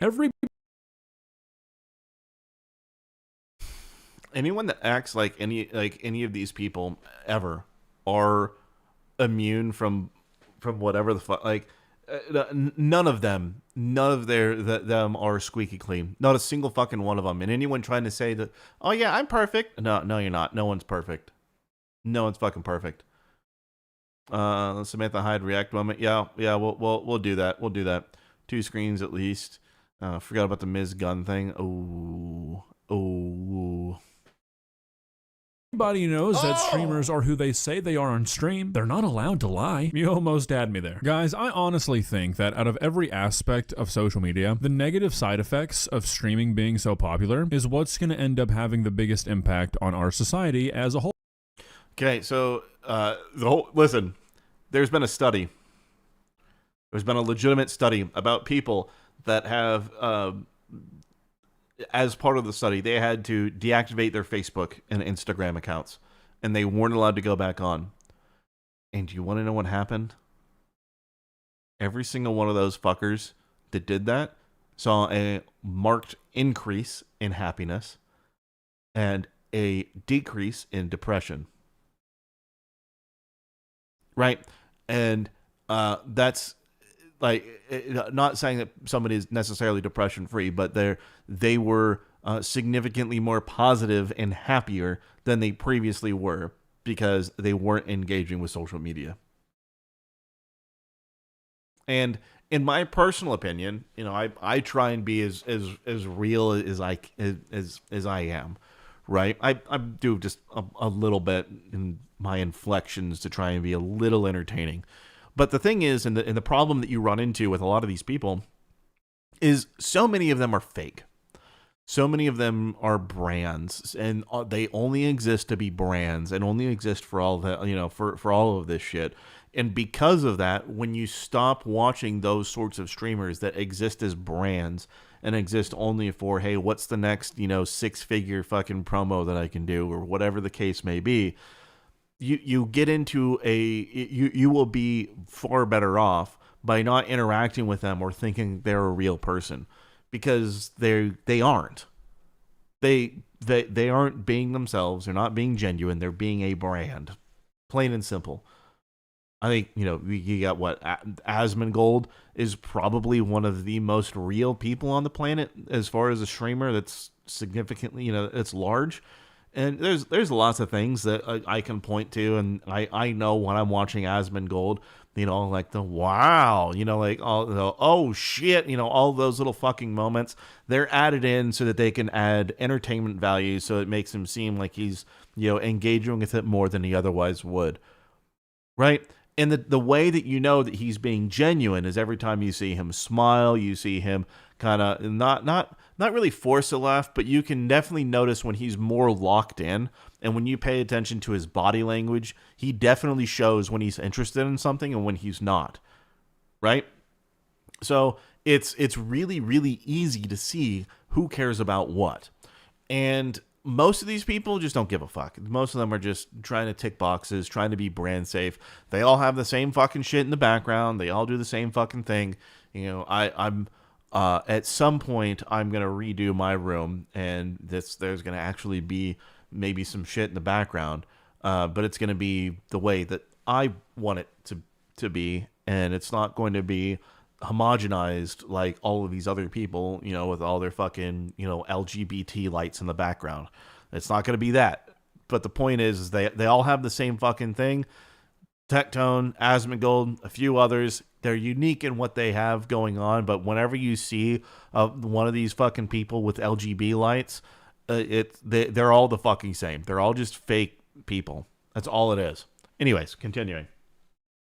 And a big reason as to why I say that is for pretty much like every other form of content creation, at least for the most part, I feel like most people, definitely not all, but most people, are at least like subconsciously aware that the person they're seeing on the screen is probably not who they would meet if they met that person in real life. Like, guys, let's just be completely honest. You guys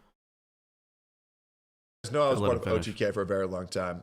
I've known Extra Emily for a very long time. I will say, the way that she acts on stream, she don't act like that at all off stream. Okay. Now I will say, I mean, the first time I heard Extra Emily be Extra Emily, because I was chilling on the couch with Zizix, and we were talking during a movie. We were watching Dune. And then she turns to us and she says, "Will you guys shut the fuck up?" I'm not going to lie. It was a little bit off-putting, but I don't really think that anybody really ever watches. I mean, you'd hope nobody ever actually watches Extra Emily and thinks she actually acts that way. Now that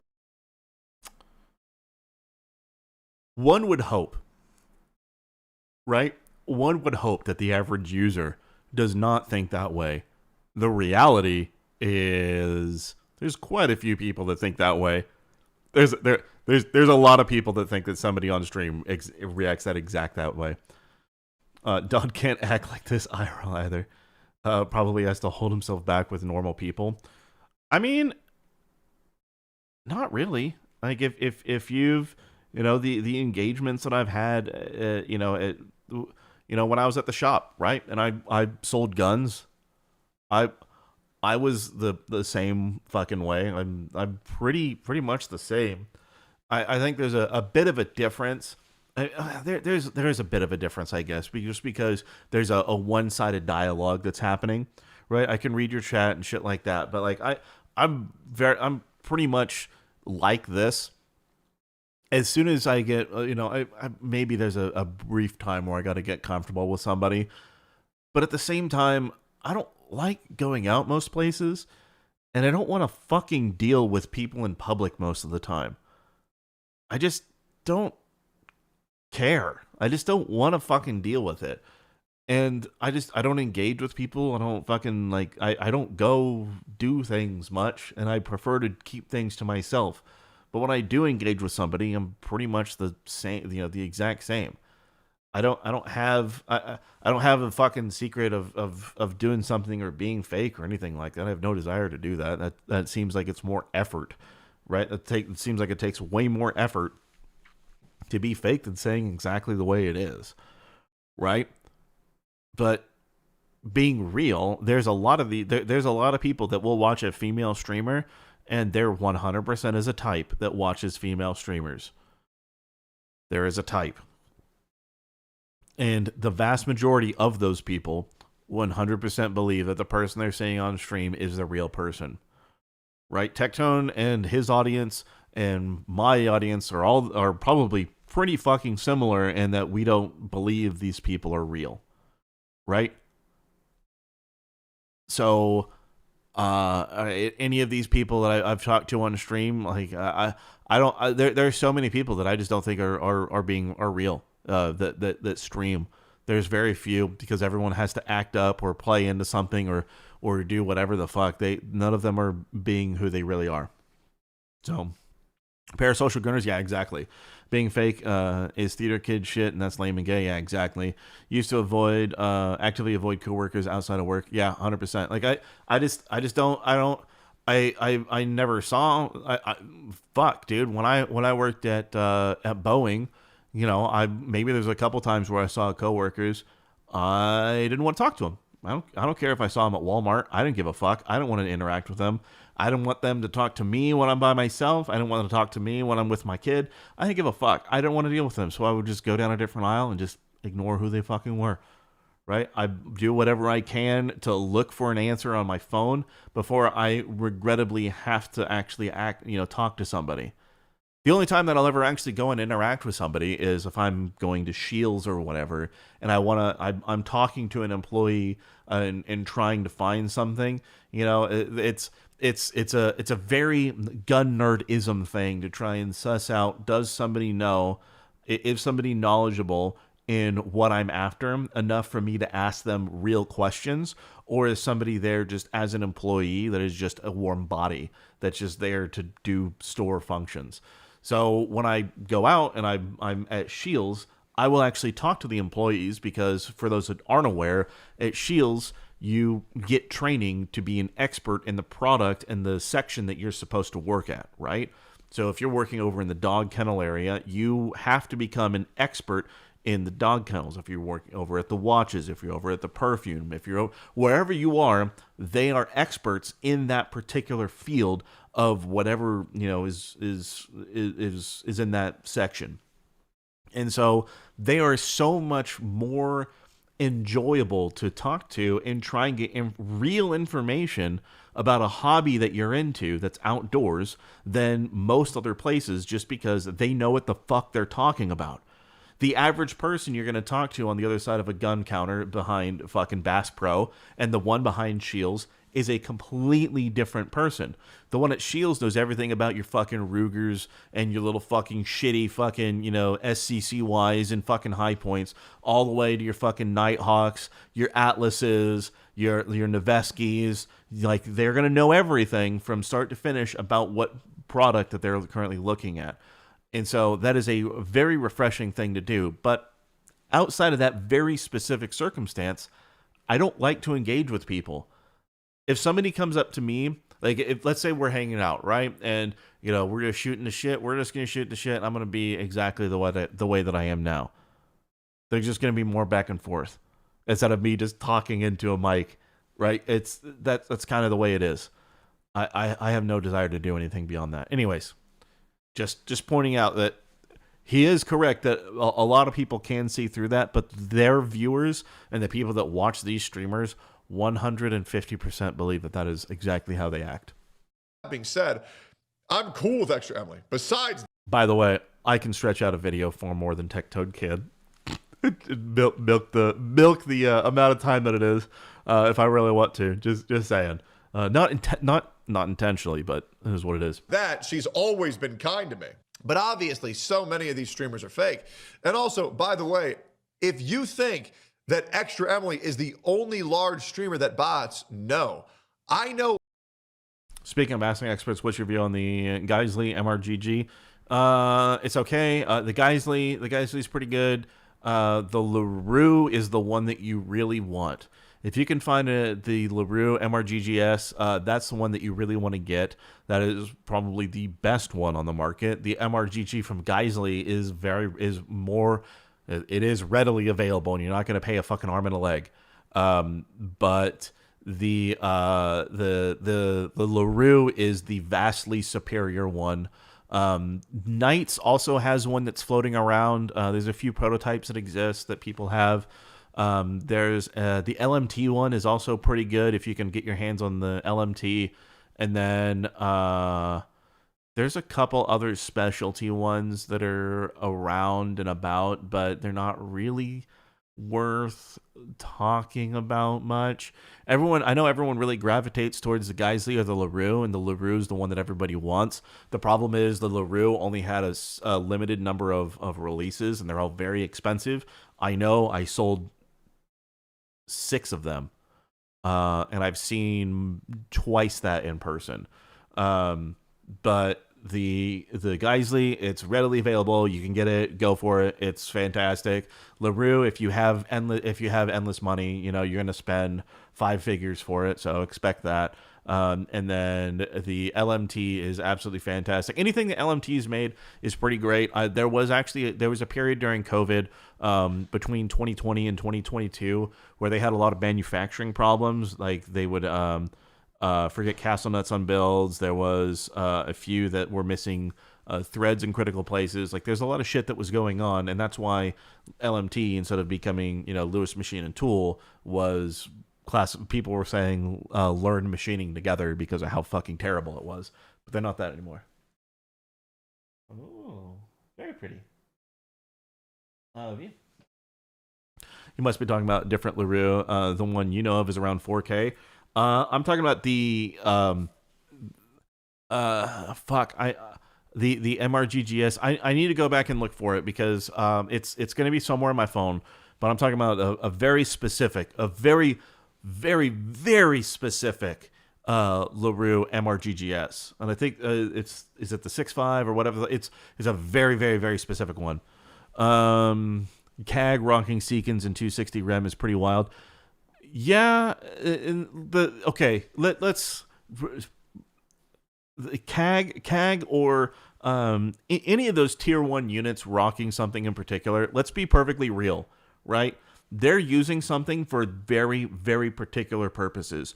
Whether they're using 6 arc, 338 arc, let's say they're using 6.5 Creedmoor for something. The amount of guys that would be like, hey, we need to get shit because we're going to go do work, and they would praise something like the Surefire XVL1 or XCVL, whatever the fucking pistol laser light, the IR laser light thing, the little fucking tiny one. They were crazy for that fucking thing. They were crazy for it on carbines for CQB work, like clearing shit. There's a couple of VBSS guys that were really, really, really like those. And outside of very specific work requirements, they are shitty lasers. But for what you need them for, to just delete people in a room, that is what you want. They are actually pretty fantastic for that purpose. They are expensive for what they are. Like there are some downsides, but when you're a unit and your unit is like, I need these little shitty lasers instead of NGALs, any of the D-balls, PECs, OGLs, MALs, anything like that, and they're specifically wanting that tiny little fucking pistol laser, there's a very specific reason why they want it. So, yeah. But CAG has all sorts of shit, and 260 RAM is pretty cool. 270 is I have a rifle in 270. It's just an old bolt action fucking hunting gun. But anyways, The owner called you directly and gave next gen uppers because they ran out on gun deals. It was pretty nice. That's fucking awesome. Yeah, Seekins is a great company. That one. Yeah, Seekins is a fucking fantastic company. I like Seekins rings, hands. You know, I will if I'm like, hey, I need a scope for something, and it's going to be for a bolt gun or precision gun. Always go Seekins. Their bolt guns are fantastic. Their rifles are fantastic. I'm not a fan of like the weird fucking strange lowers. I like either a standard lower or just something with a flared magwell. I don't want to see a bunch of bullshit. I want to see a fucking Crusader helmet or Spartan helmet or some stupid fucking Mall Ninja shit on there. I just want it to fucking work. And a flared magwell is what I have on my Noveski. So it's just a Noveski Gen 3.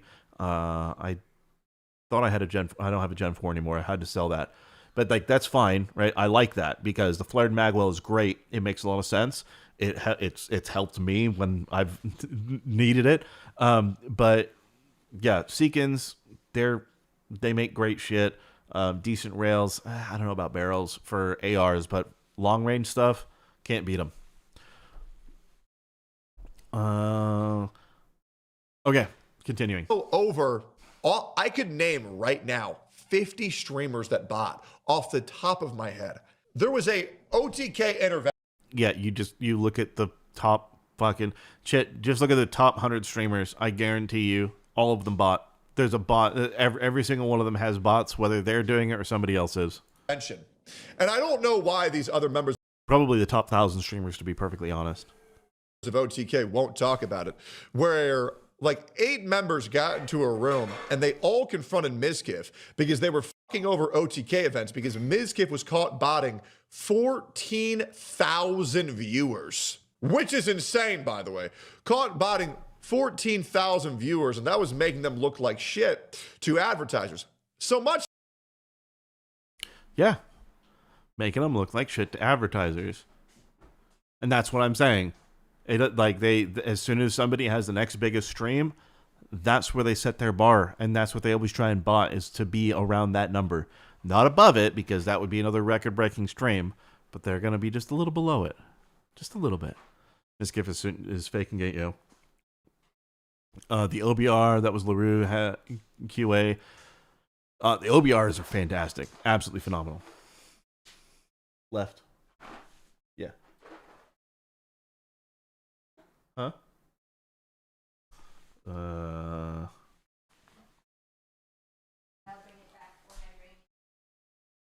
Okay, I love you. Yes, please. I love you. Guarantee at least one Asma Gold fan bots on his behalf. I wouldn't doubt it. Absolutely. Absolutely. Left for a bit. We're talking about the quartering. Are we gonna make a short AI video on him? No, he's not worth it. He's not worth it. He's not. What I was just doing, all I cared about on the quartering thing is he's a fucking clown. No one cares about him, right? He's just a dumb cuck that thinks that he's relevant. But what does matter is the fact that it was Mundane Matt that was calling him out and saying that, oh no, I was calling out fucking the quartering a long time ago when Mundane Matt did the exact same thing and copyright striking people that made videos negative about him. So that's why I was talking about that. That's not what I wanted to click. Like 8 members got into a room and they all confronted Mizkif because they were fucking over OTK events because Mizkif was caught botting 14,000 viewers, which is insane, by the way. Caught botting 14,000 viewers, and that was making them look like shit to advertisers. So much so, when I heard about how many other streamers were botting, I thought I was retarded for not doing it. Dude, even I, and I've already been very full disclosure on this, even I was known that I was getting botted for 1,000 viewers back in, I believe, July of 2024, and I'm going to be real, I fully encouraged it because everybody was doing it. But for me, it didn't really do anything because I was already the top of the guy of the gadget category regardless. But these other people who bought 5, 6, 7. And again, that's going to be sponsors or other people that do it on their behalf. And he's already said that, right? He's said that in the past. That's 100% what he did. But Yeah, it's pretty awful. Did I see the Chinese view botters that got busted? They had phones on the wall, all viewing the same stream. Yeah, that doesn't surprise me whatsoever. Absolutely, abso-fucking-lutely. 7, 8, 10,000 viewers in categories they aren't the top of, well, they're predatory as fuck because you are being put ahead of people that you should not be put ahead of. But I mean this, out of the top 100 streamers, I don't know a single one that isn't either A, botting themselves, or B, being botted by someone else. Just as a side note, right? The fact that I had a goal, right? I used to have a little goal down at the bottom, right, of the amount of money that I needed per month in order to try and to keep my AI subscriptions. The reason I got rid of it, and I don't have that, maybe I'll put this fucking super chat one back up at some point, but the reason why I don't have those up right now and why I don't want to have them up, I know that it can drive cash, right? I know that it can drive donations, but at the same time, I'm not going to ask for it. If people want to do it, then they do it, right? And it's not, again, that's not me asking for it, but if people do it, they do it. And when I see shit like this up here, where they're saying, oh yeah, today's subs, we got 561. And then there's 7,321 out of 7,400. It's like, at what point is like, these people are so fucking comfortable, but I wonder how much of that is fake. I'm curious how much of that is fake and how much of that is like them buying their own subs, or it's the same thing as Pirate Software, right, where he was intentionally gaming the system to have the longest fucking hype train, right? I'm very curious how many of them are faking the actual amount of subs that they really have by buying it themselves so they can further do that. Or they're having other accounts that exist that are bots, right? They're different view bots that they pay a service for the view bot to buy a sub or buy gift subs, and then that's what they have. You see, you know what I mean? Like I find it really ridiculous that these people that are doing these super short streams are getting this amount of views. Somebody like, Mr. Beast, yeah, we're giving away $1 million, something like that. Okay, fine. I can see a lot of people wanting to sub because they want to get noticed, right? I can see that. But just like on a random average basis, it's really hard for me to believe that they are getting that many fucking people from a 2 or 3 hour stream. I think there's multiple levels of psyop that these creators do that go beyond just view botting and just things happening in chat. Used to watch Jeremy at the start. You respected him. He was honest about his main job being his marketing company. But every time he's been more of a shill and you got tired of it. Yeah, no, he's just always kind of been a piece of shit. Like maybe early on he was all right, but like a lot of his takes, back in 2018, 2016, like that whole fucking era of internet blood sports, there's quite a bit that came out that made me never want to care about what he does ever again. But no, it makes sense. So you can be a part of this thing. Yeah, no, like I understand that it's parasocial fuel and that people think that they're going to be a part of it. Like I understand that. Like I get that. But at the same time, the amount of money that's flowing into this doesn't seem genuine for what's going on, right? Even for like fucking titty streamers and stuff, it doesn't add up and it doesn't make sense. I cannot believe that my expectations for the human race and the average person that's watching some of these streams is already like in the toilet, right? It's way, way down.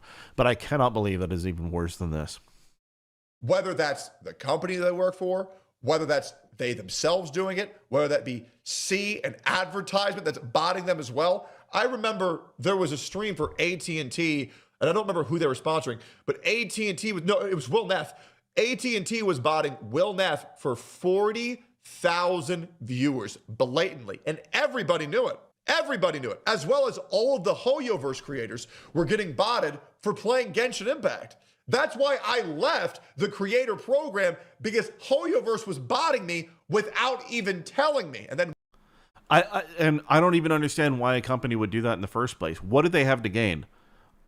It makes no sense. Oh, you're going to bot somebody so that just because somebody's at the top of a category doesn't automatically mean that they're going to then care about the sponsor. And it doesn't make any sense whatsoever. Sponsoring an ad read, okay, you can do that.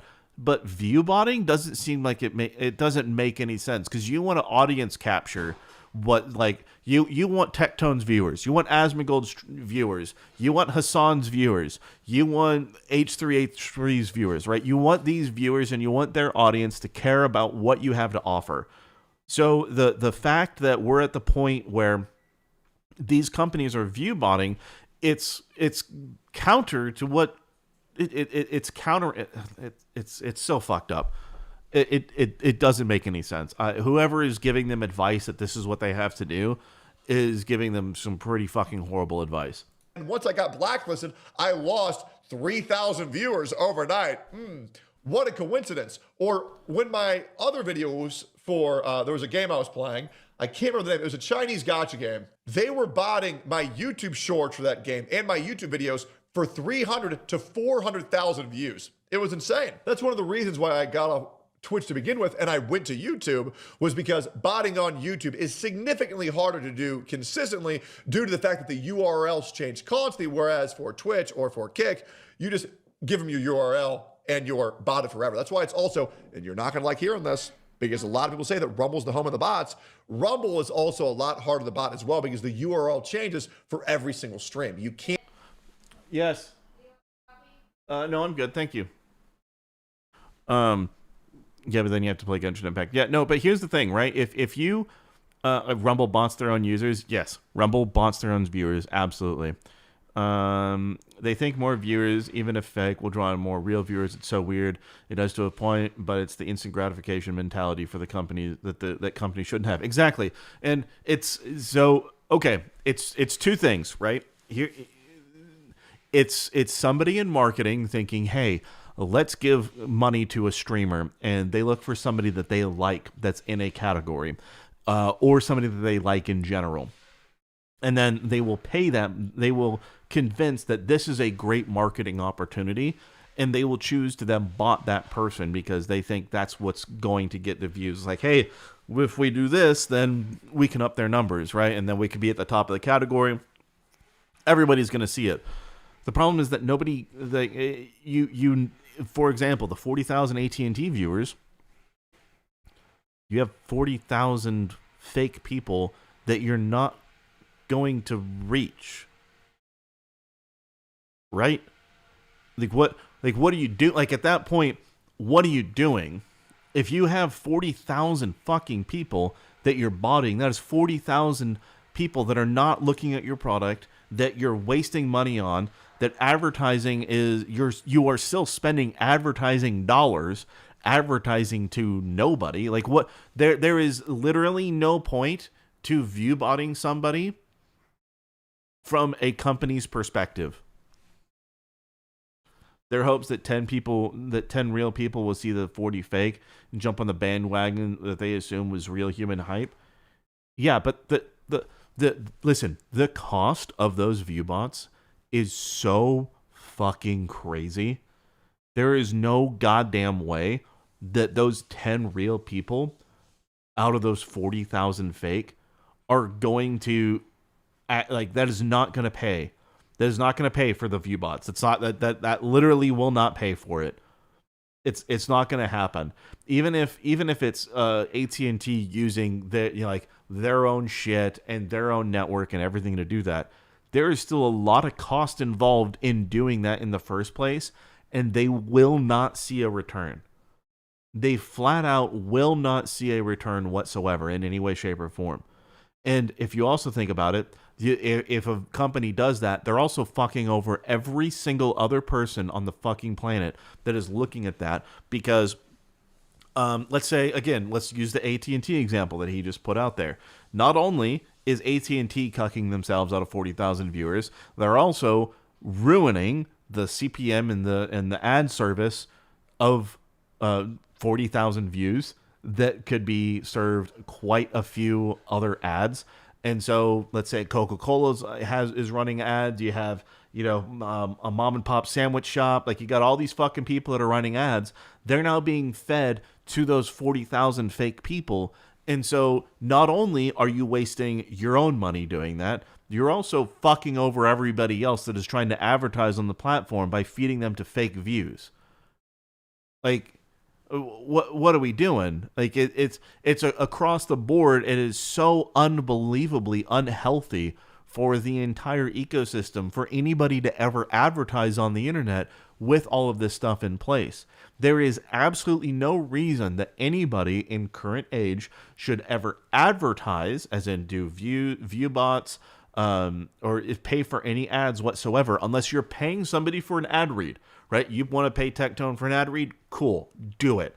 You're going to get something out of it because he is doing the actual ad read and reaching his audience, and he is going to accept if it makes sense. He's going to transform the wording that's on that to make sense for his viewers, and you're going to get something out of it. But if you're just botting people,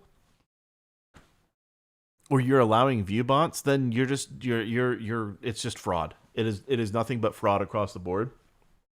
And nobody wants to say, oh yeah, we saw a 70% drop off of all of the viewership on our website because we banned bots. Because then what's going to happen is investors are going to say, oh yeah, we don't want to be a part of that. You need to up those numbers. And that it's just going to be a vicious cycle no matter what you do. That's all it is. There is no winning with any of this unless all of it just crashes down. I stream because I enjoy it, right?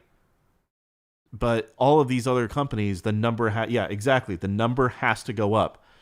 Like, that's why things are so shit, is number must go up. I've been very critical before, and I firmly believe that the entire reason why things are so shitty in modern era is because everyone cares about stock market go up. Stock price go up, number go up, need to increase everything, need to shitify everything, spend less, make more, all of it. And that is the core of everything.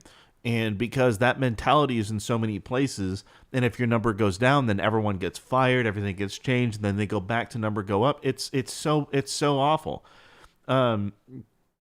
Yeah, exactly. 100%. Green chart good, red chart death. Absolutely. That without a doubt is the entire basis of all of it. Fat Electrician needs to look into the number like a Picasso painting. Yeah, that'd be interesting. Although I don't, well, yeah, because they have what? They have Pepperbox, and they sustain themselves off of subscriptions, and they can do pretty decent. I would imagine that a lot of them are doing pretty good off of YouTube numbers, but hey, they'd probably be doing even better if they got more subscribers. You swear people always forget that it can be worse, or it can always be worse. No, it can get worse, and it will get worse. But I think that at the end of the day, it's going to require the absolute death of all of these companies for people to realize that everything was just a waste across the board. It's going to get so much. Oh, I know it's going to. I know. Like I don't think for a second the only way that I can get organic growth off of my streams is by creating a whole bunch of videos and then having subscribers choose to engage with those streams. And I'm talking about YouTube and growing YouTube, and that's how you can do it. I don't do that, and that's kind of that's on me. But unless if I bought, then maybe I can get some more organic views, and then you're stuck in a situation where if you bought, then you're stuck botting forever, because then you don't want your numbers to go down and other people to be like, ooh, they fell off. You know what I mean? So it's always shit. But there's no easy way for anyone to organically get noticed. It's really difficult. I am frankly surprised that I was able to organically get noticed the way that I did. So is what it is. Anyways, continuing. can't do that as easily or as consistently. You would have to do it every single time that you go live in perpetuity. That's what I just said. Ethereum restart. There it is. But yes, everybody is botting at the top. And if you think your favorite streamer is innocent, no, I assure you they're not. If they're one of those streams where you see all of their clips blasted everywhere, I mean, guys, let's just be real. Even your guy's favorite streamer, Mizkif, is caught botting every single day still on a platform that says they'll ban you if you get caught botting. Brother is still botting 4,000 viewers every stream. And the reason why they do that is because they have to keep themselves relevant. That's all they can do. That's all they can do. They can't do anything else. It's a joke. It is. They're not going to ban somebody that brings in that does that. They're not. So it's shambolic. Like, that's why you can't tell me, oh, dude, the botting situations are under control. No, and everybody's still doing it. Nothing is going to get rid of it. It happens every single day. The reason why it's hard to talk about is due to the fact, I mean, Mizkif was already confirmed. We already know that he's botting himself. However, the reason why it's difficult to talk about, and obviously Extra Emily was also confirmed botting herself as well. But the reason why it's difficult to talk about is due to the fact that you don't know who's doing it. And there are people who will bot a streamer because they want them to do well. And to be honest, everybody's doing it so much that, to be honest, I just don't give a fuck. You know? Now it's a cheap jab where it used to be a career-ending allegation. Everybody's doing it, and it's pathetic. And I don't care if somebody's view botting. Like, I'm not even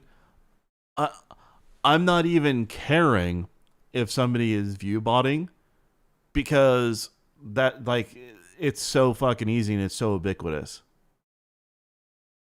Oh shit. Hey man, I appreciate the gift. Congratulations, Isobi. An anonymous, you've been witnessed. Thank you so much. I appreciate you. When you're good, you're good. Yeah, Mizkif is a joke. Really putting education and finance to work. Yeah. Yeah, but listen, here's the thing that really sucks about it. And I'm not even caring that people do it to begin with. It's the same as a pay to win in a video game. Yeah, I don't care that they do it. What is annoying to me about it is the systemic fraud that it creates. It is fraud without a doubt, because you're not, okay, it's boosting your numbers. And then those boosted numbers, the website that is hosting you, they don't want to get rid of you. Okay, that's fine. And because if they do, then they get rid of all the views that you bring, and you're bringing that consistently, and that's cool. But then, if they get rid of you, then there goes all those views, and then they can't get as good of ad money. And then the ad companies, they can't charge their customers enough, and they have to try harder, and they don't want to try hard. So instead, they like view bots, and they do view bot themselves. I don't know how many ad agencies I've seen over the years when I've started companies myself, and they've given me extremely unrealistic returns. And I see just how fast that, money goes in advertising, and it all just goes to fake bullshit. So it is 100%. I'm upset at the fraud and the waste and just how dystopian the internet has become for advertising anything at all. There is nothing organic about any of it. And the only time that something can be organic is if you pay somebody to look at something or do whatever. It's acceptable fraud. I mean, it's to them, they think it's acceptable. But when you start having companies realize that there legitimately isn't a reason to ever advertise on the internet at all, because it is all going to bots, and it is all fake, and none of it is going to actual real human beings, or a very small portion is going to real human beings. Like, what are we doing? It's defrauding, not just large corporations, which people seem fine with, defrauding. It doesn't matter who it is. Fraud is fraud. And it impacts the small companies in small businesses, the regional companies, so much more. It's a horrible thing in general. Again, I don't if somebody wants to do it, cool, whatever, right? It's you have to inflate your ego like that. Great, you have at it. You inflate your ego and fake it as much as you can. That's fantastic. But when you're defrauding companies, that's where shit. That's where I have a problem. That's my problem with it. If pay to win, cool. People want to have pay to win. They can have pay to win all they want. But defrauding companies, that's kind of where I get fucking upset.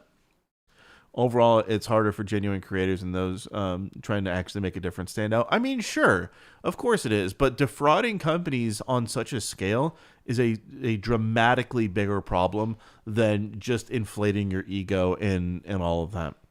It's about keeping the big ones afloat and the little ones down. Yeah, it is. But at the same, it's still coming back to fraud. It still is coming back to fraud across the board. And these companies don't care. We're talking about billions of dollars, tens of billions probably of dollars that are being wasted. I would probably even say it's hundreds of billions of dollars are being wasted that go to fake views that are going to bots in some way, shape, or form. And again, we're not talking about just Twitch or Kick or anything like that. We're also talking about Facebook advertisements and how many fake profiles those get served to, things on X, all of that shit. They get served to fake accounts constantly, and you just waste your money. You're like, oh yeah, I'm going to reach 7,000 people with $20. You're not going to reach a single real person. I mean, maybe like 2 of them may be real. Maybe 1 might see it. But of course they don't care. Why would they? Well, okay, the ad company, trillions, yeah, probably. But here's the thing. It's not about the ad companies that care. The ad companies, they want to milk somebody else for as much as they can.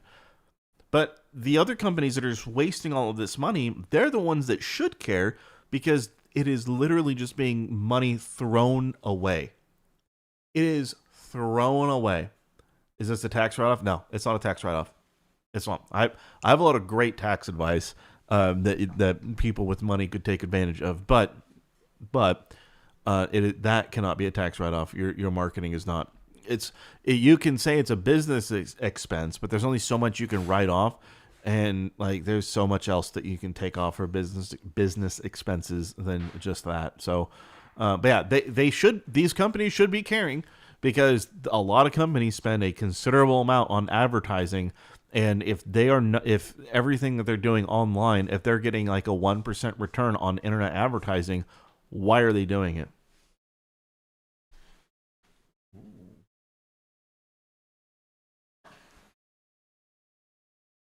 Excellent. Thank you. View. Ooh.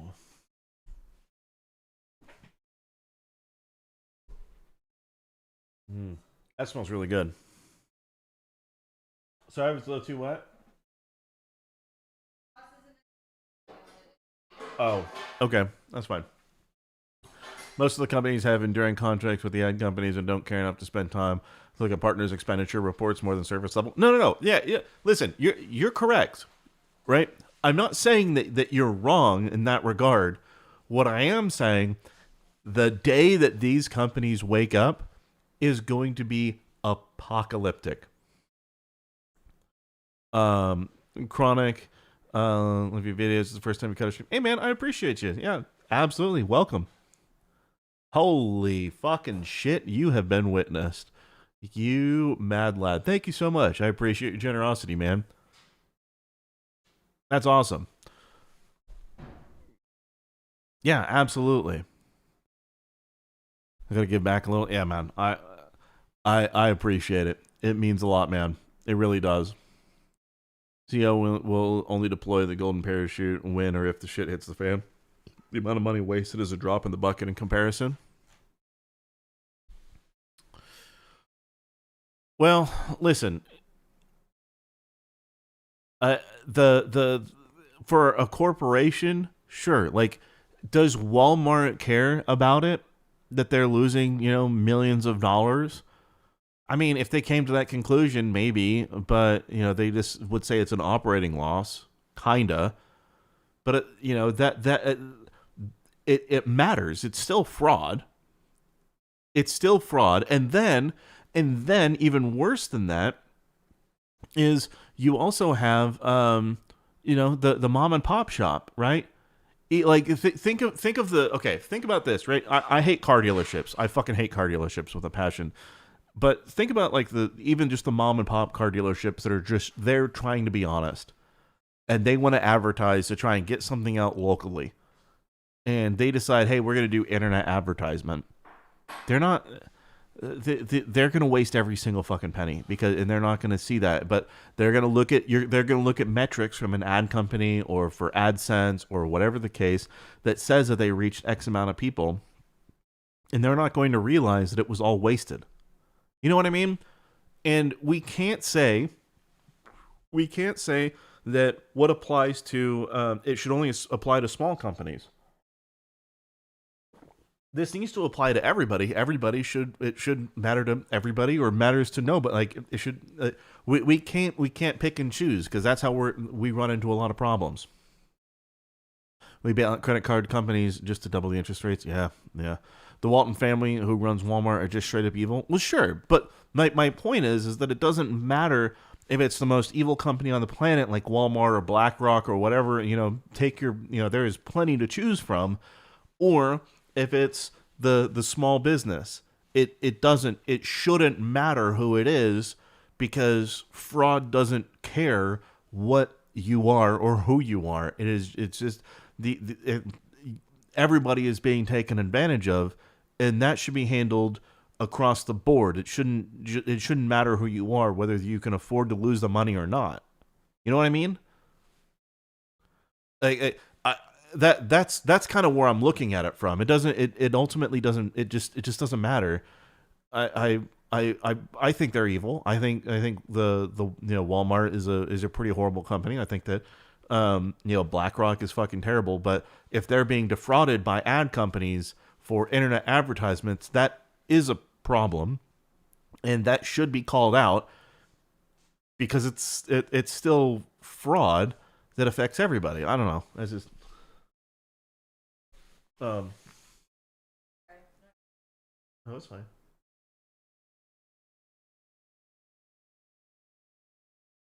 Excellent. I love you. Thank you.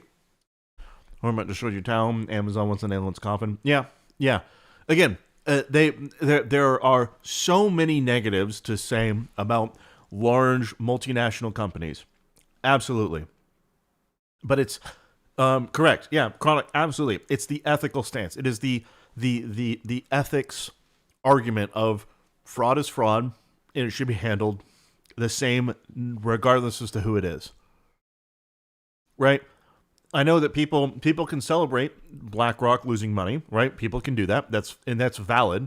That is a valid emotional argument to have and emotional take to have. Absolutely. But the ethics of it and the logical ethics of it and the actual logic of, hey, a company's being defrauded. It doesn't matter who they are. It's just fraud. That's just the way it is.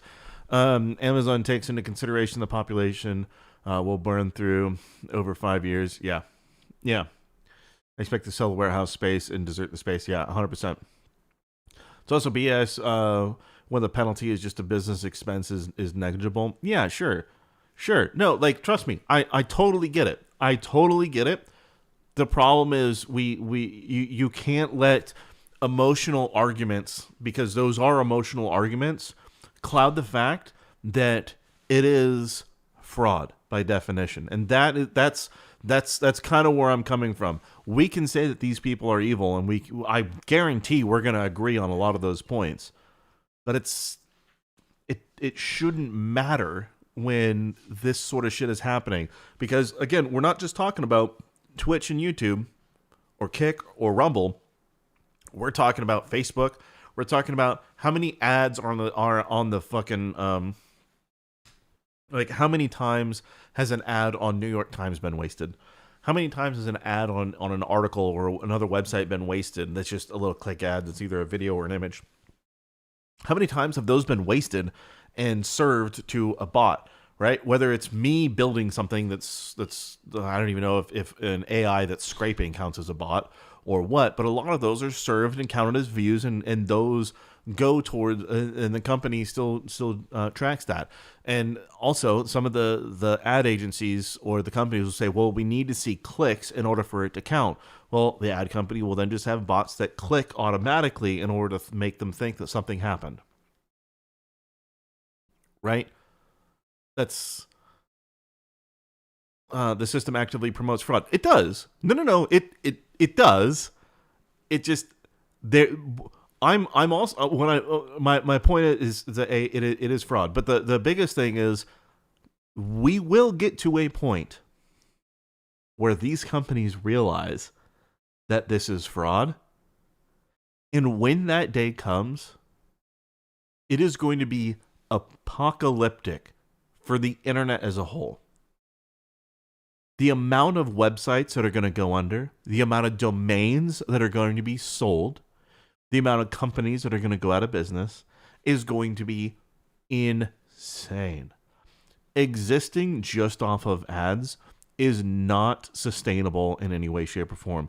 This is this is an internet bubble. If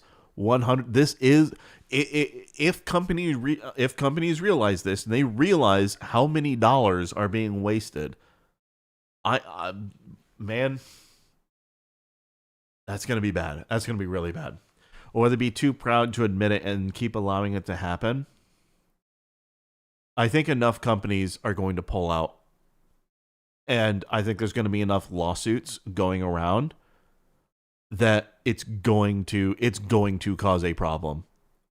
Like, I see that, right? I understand that companies will think they're too proud, but there's going to be lawsuits. And the lawsuits, I promise you, Amazon, Microsoft, BlackRock, all these other people, they have way more money than these ad agencies. And I guarantee they are going to fucking lose that lawsuit. So you can say that they might be too proud, but I promise you, when fraud gets detected, these companies are going to smell blood in the water, and they're going to circle like sharks. I guarantee it. It's going to be really bad. The actualized bat for advertising will pop the bubble. AI will destroy the fraud. Yes, absolutely. If your job is in advertising, like the father in Rick and Morty, you're done. Yes, absolutely. I think we take living in high trust society for granted, at least high trust for now. Fraud in any form is pernicious. Or pernicious. Yeah. Exactly. 100%. You seen the freebies at Coachella just for the social media elites? The same shit. Yeah, exactly. No. The bubble is there is going to be a massive bubble that is going to pop for advertisement, and it's going to be apocalyptic. I don't think that people realize just how bad it's going to get once that happens. You think a lot of ad company or ad people at companies think internet ads are like billboards. They forget that unlike billboard, that everyone who passes by can see, their delight is often ignored. Bot or person. Yeah, exactly. Like, listen, the amount of times that I've seen like a billboard, like, it doesn't matter if it's an actual billboard or I'm walking around Walmart or something. I'm looking at it, and maybe I look at it and I think it looks stupid and I make fun of it, but I noticed it. There's a difference with this, where it's not even being viewed by a human in the first place. Do you think we'll see a better operating system beyond Windows, Mac, Ubuntu? No. Probably not. You don't have much. Have a good time, MK. Billboards are dying. I've actually been seeing quite a few pop up around these parts. I've been seeing more. It's not gonna be good for the millions of people who make a living making those ads. Yeah, but I mean, okay. The thing is, okay. All right. Let's just take a quick second. Make a here. Let's do this. Output 4x5. We're gonna make a poster ad that is high impact for Monster Energy drinks with a can in the middle, a Monster Energy can in the middle, motor sports in the background, in a headline of Monster Energy and subline of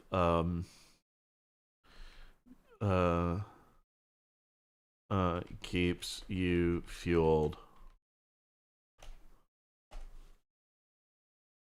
Okay, we'll make an ad real quick. We've got giant OLED billboards now. Yeah, I mean, and they rotate, right? And those are absolutely significantly better. You always read the billboards for south of the border.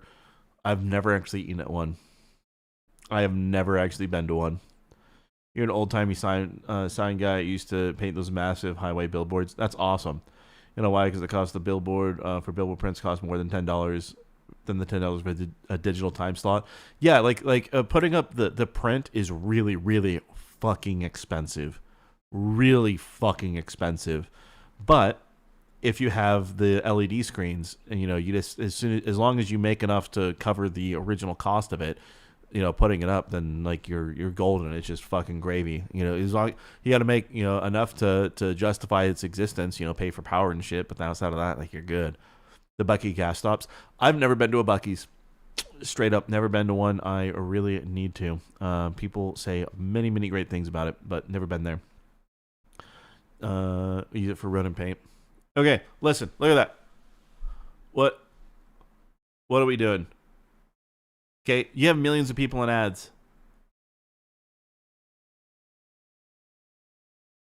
What? We have millions of people in ads. I made four fucking ads. They all suck because I was fucking stupid. I didn't say keeps you fueled. I made 4 ads. The millions of people in advertising that are out there trying to create shit, I can do the same fucking thing with AI. What are we doing? You want to like? I understand the point, right? I understand what you're saying, but what I'm mainly getting at is that's a monster ad. Yeah, maybe the text needs to be changed up at the top, and this needs to be better. But what are we doing? Again, it's so unbelievably awful how these people are going to lose their jobs regardless. It could also you could also make it better. Yeah, exactly. Guarantee most of the ad companies use AI. Yes, I know. Tap someone at a bus stop and call it a day. Yeah, exactly. Right? It took 30 seconds. Exactly. So the millions of people that are out there doing it doesn't really matter. It's just fraud bullshit. It's just fucking terrible. So yeah, again, I don't care that a creator is doing it. Does it suck for somebody to not be visible? Of course it does. Of course, like, there's an impact no matter what. But at the end of the day, like, do I really, really care when all of them are doing it in the first place? Not really. Not really, because nothing happens to them because of everything we've been talking about. So, anyways, continuing. I just want to see if he's going to talk about a ban. And to be honest, here's the real shit. It's really not the streamer's fault for doing it because the platform allows it. They do. It's ridiculous that people can go live on stream and say, yeah, I'm view-botting myself for 20,000 viewers every single time I go live. And the platform, they themselves will do nothing because it's good for the platform as well because they sell those fake numbers to get advertisement numbers up. Even Mizkif has gone live and said, yeah, I bought myself for sponsors. I don't care. What did I say? So, yeah, you can quite literally artificially buy yourself success on these platforms. It's disgusting. It is. But as much as you want to be angry at the streamers for, you should also be angry at the platforms for allowing it. Anybody who is a social media figure and influencer or whatever, whenever they're on camera, they're putting on some sort of act or some sort of character. Now that act or character might be like 95%. And let's talk about it as well. People are going to say, what about this guy? What about this guy? Let's just talk about Aswin. Aswin for sure probably has maybe 4 to 5K bots in his chat. Probably not him doing it. He doesn't really need it. He has like 36,000 viewers. But there's at least some air of illegitimacy to, I mean, yes, everybody. And Hassan, I've seen streams where he's had 20,000 fake viewers there at a time. I've seen streams where he's had 8,000 fake viewers there at a time. Everybody, and I mean everybody, it's happening to everybody. But the problem is nobody knows who's doing it. Nobody really knows. The real them, but nobody is like 100. By the way, here's how they get around it, right? And it's critical to understand this. You are significantly more likely to get caught if you do it. If somebody does it on your behalf, well, I didn't know they did it, right? And so if somebody does it on your behalf, they can't go for you for a TOS violation, which is why they don't do anything about it. They could say, well, technically the streamer didn't view bot. It was somebody else that did it on their behalf. Right? That's the way it works. You love that botting is the Schrodinger's cat of streaming. Yeah. I know. It's fucking crazy. 100% their selves when they're at their job. I feel like that's just like normal human nature. It's Sure, even me. Obviously, even me. Like, I'm honestly a pretty tired, low energy guy these days, but I still try to turn the energy up for stream just to make it a little bit more entertaining. But to be honest, I'm really tired all the time. And to be honest, if I could, I would probably just sleep all day. Some of these things, I'm just like, oh my God, this retard did some dumbass shit again. And my reaction would probably be more like, okay. And real talk, hey, Tech Toad, if you ever watch this, and I know that you're going to get fucking notification in your thing for content detection. By the way, it's going to get worse as you get older. I'm 4 years older than him? Almost 4 years. I think next week, and I'll be 36, something like that. But 35, 36, I don't know, somewhere around there. Anyways, 35. I'll be 35 next week. But yeah, the point is, it's gonna get worse the older you get. So this guy just fucking sucks. All right, next. But for stream, now that I know I can make a show out of him, hey man, fuck this guy, stupid ass piece of shit. Because hey, the show must go on, and I'm honest. And by the way, I'm working on soundproofing so that I can have a bit more fun with it. There's a lot of reasons why it can't be super loud. You know, it's just very echoey. It's not great for sound, but I have a solution coming where I can get more animated and a little bit more wild. So that's gonna happen at some point. But just saying, you're 47. You can say you're right. Yeah, you get older. You get older. And it gets so much worse. It gets so much worse. The slur dome? No, it's not gonna be the slur dome. No. More animated and shit, probably. Well, not necessarily more animated. I guess me being animated equates to me being louder, so I guess yes. It's not really that loud in real life. Essentially just like an online customer service voice. It's just the way it is. Even if you've watched every single one of my videos ever, if you met me in person, I probably would not be like a one-to-one match of who you'd expect to meet. I'd probably be It's different when the camera's pointed on you. Cooler and much more handsome than you're expecting. But the reason I say this is because I feel like with streamers, people forget about this a lot quicker. When you're watching somebody live for hours, sometimes their entire day, Dude, the baiting, God, dude, this shit's so crude. The fact that she's even fine with this shit in the first place is wild. It's just grifting, racial grifting. Every day, it's a lot easier to be like, this is definitely who this person is. It's also, I think the most cringe thing that I personally think is unforgivable, and I'm going to be honest, if you're a female streamer and you do this, I just don't fuck with you at all. I think the gayest shit is when streamers have a boyfriend in real life and they disrespect that boyfriend by either one, starting an OnlyFans, or two, making your entire content, shipping yourself with another content creator. And I'm sorry, relationship baiting on streams is the gayest shit. It is the gayest shit. This is their authentic self. I don't understand it. I literally don't understand it. It doesn't make sense to me. Why? I don't know why you would do that in the first place. I also can't understand why. I know people probably watch it for the same reason that people watch like popcorn TV type shit. Like they're watching like Love Island or whatever the fuck. I know that tangentially just because some stupid fucking people have tried talking about the gay drama there, and I just said I don't want to hear any of this stupid shit, or The Bachelor or whatever. Like they want to watch these stupid fucking relationship shows, and then these people think that they're at the same caliber just because it's live streaming, and it's so cringe. And I honestly feel like that mindset with streamers, out of all the different kinds of content creators, is the most dangerous. If I'm going to be honest here, I feel like streamers are the fakest people on the entire internet. No, YouTubers are much more fake. Because YouTube you can clip and edit. Probably the second most fake. And I don't even think most streamers would really take offense to that. I really just think that that is the meta right now. If you've watched any of the top streamers over the I would say the top streamers are the fakest, but a lot of them are real ass motherfuckers that they're just playing like games and shit. But you can tell how fake someone is willing to become by how badly they want to be successful. If they don't give a fuck about being successful, they're going to say some real ass shit. So it really depends, man.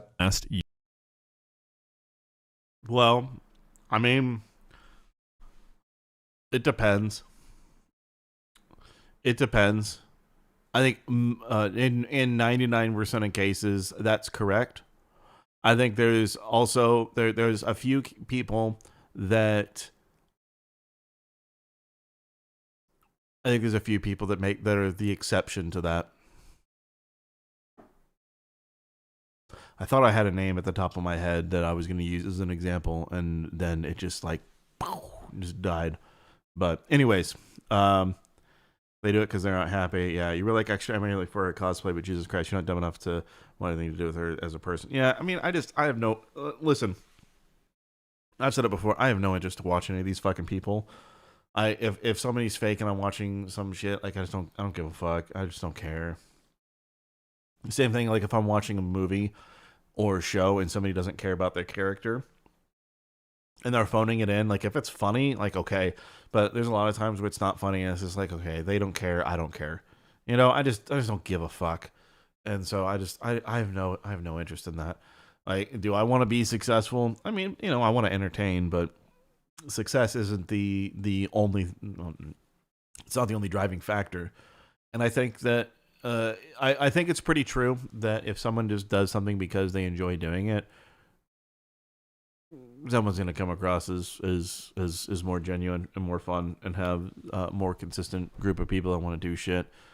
I do think that there's a lot of fake people or a lot of you're either being real or you're extremely naive. I think there's a lot of very naive people that are very fake, and there's quite a few people I can think of, but I don't even care to name them because they don't matter. You immediately know what I'm talking about. None of the guys who are dominating the streaming world right now behave like they do on stream, like they do in real life, because if they did, they would be hospitalized. Streamers do not act like normal people. That's just how it is. But people really start believing in these acts because they somehow can't see that every aspect of streaming is fake. Seriously, it all By the way, like these drawings, these are really creepy drawings. The fact that like people want this in the first place, but where it gets worse is when they actually get together and they do it in like a live setting with these two people together. That's where things get so much worse. Fucking is, even down to the view counts, which my god, what a long segue, gets us to what we're talking about today. Another huge streamer has once again been exposed for using view bots, which like at this point, I don't even know if this is newsworthy. I think this is again, just the meta. I think this is what every major streamer is doing, because if they don't, they're gonna fall behind. Recently, while she was live, the streamer Extra Emily exposed a tab that was open on her browser that was opened to a website for a view botting service. Now, we've talked about Extra Emily once before on this channel, and that was when she ran a red light. If somebody sits there and watches this sort of shit, it's what are we doing? What are we doing, dude? Like if I streamed, right, and I was to, you know, get a streaming thing, and we were to go to like the range, or like stream like a hunting trip, all right, that's having a good time. But if someone just streams in their fucking car like this, what are we doing? Like why do we care? I don't give a fuck. I don't. It's so performative. It's just performative. That's all it is. It's, and then the people that watch it, why are you watching it in the first place?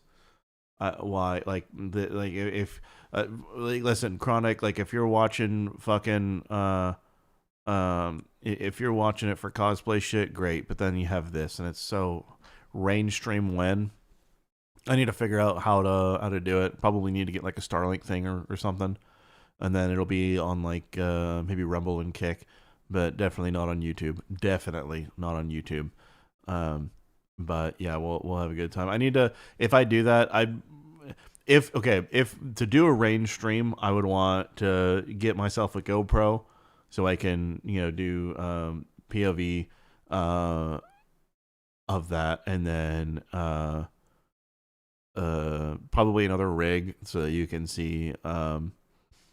I need to figure it out. At least a GoPro, and then another a better camera that can actually fucking like connect to a computer. The one that I have, that's I don't know where the fuck it went. That one can't do it. But if I do that, Starlink that, and boom, easy. Donnie Airsoft Live went. Dude, I've sold all my airsoft shit. I don't have it anymore. I went the whole 9 yards with it.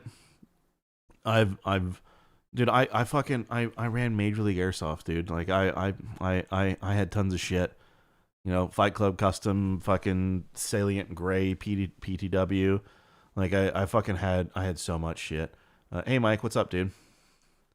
You say it was your birthday, you're 22. Well, happy birthday, man. Yeah, I have no interest to do fucking airsoft. It's gotten to the point where I just don't care. I don't want to have just everyone with fucking 50 BB a second guns and all this other stupid shit and all the drama. I just don't want to deal with it anymore. You know, at some point maybe I'll fucking sell, you know, the rights to Major League Airsoft, but outside of that, I just don't care. Someone was asking about KWA the other day and considered sending them your way. Okay, yeah, but what context was KWA? Like KWA is a shitty company ran by shitty people.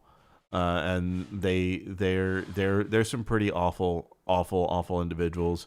At least they were in like 2019, 2018, somewhere around there. They were fucking terrible. I would never ever tell somebody to ever go over there. After doing a commercial with them, I have no interest in ever engaging with them again. Not at all. They wanted a recommendation on a sub $200 rifle from the looks of it. I've been out of the loop, but if someone wants under $200, I'd probably say Classic Army, to be honest. I really would. You can find out what the setup Sora the troll uses. Interesting. So that video where the guy's friend modded his airsoft gun with an yeah. I've seen some shit like that in real life too. Yeah, I've seen all sorts of shit. Like I ran Major League Airsoft. Let me pull it up.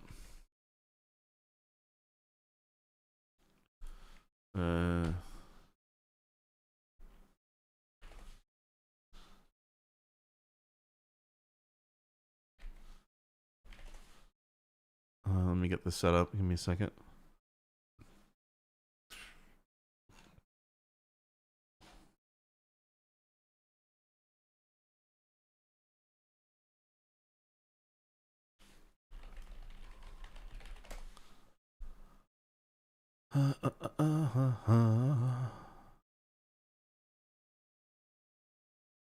Yeah, so I actually fucking... No, don't need that. Yeah, can't play that. Let's go. Let's stop. Alright, sorry. There's a bunch of fucking tabs. Welcome everybody to the final round of the first ever KWA Cup. It's come down to this. Team Ronin versus Team Scar. Both teams have had sensational qualifying rounds up to this point.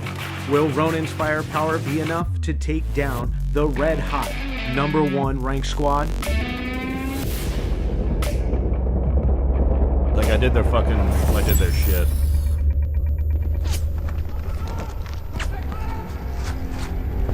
Dude, let's go. Dude, they tried too hard with this. It came across so gay. And then there was the promo. I'll turn this one down a little bit. Everybody ready? Do we have guys inside? Around this wall right here. Hey, they're right here. Yeah, they're right. So MLA is a company that I created, or association I created back in 2007, with the intention of improving the sport of airsoft in a positive way. So the events that I like to do, so one of the ones like the one I'm doing today is MLA Field Day. So our field days are designed to promote local fields that I really enjoy and that I think more people should be at, and just highlight the field in general. We're starting the Milsim Competitive League, starting in fall. Our event. Like, yeah, I did this shit. Was it cool? Yeah, it was cool, but you know, I grew and I did everything for MLA, by the way, for free. I never got paid for any of it. I never made money from any of it. And I paid out of pocket for all the events that I did. And I was able to grow it organically pretty well. So it was cool. The whole thing and a lot of it was trying to get people to stop be so fucking cringe. I'm not even talking about the players, right? I'm talking about the companies. I'm talking about fields. I'm talking about fields having like unified rules. So if you went to go play somewhere, you knew exactly what the fuck you were getting into. You knew what was going to happen.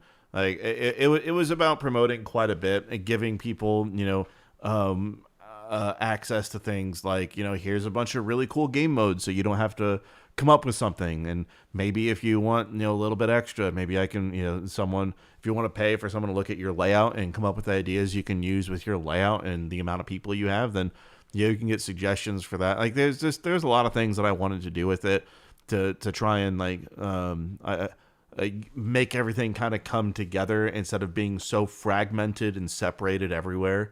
It needs something to kind of unify it instead of it being just everywhere. Like, how many times will you go and you'll buy a gun and you'll then go to a field and they'll be like, yeah, you can't use the gun here. We have a different limit here. It's got to be changed.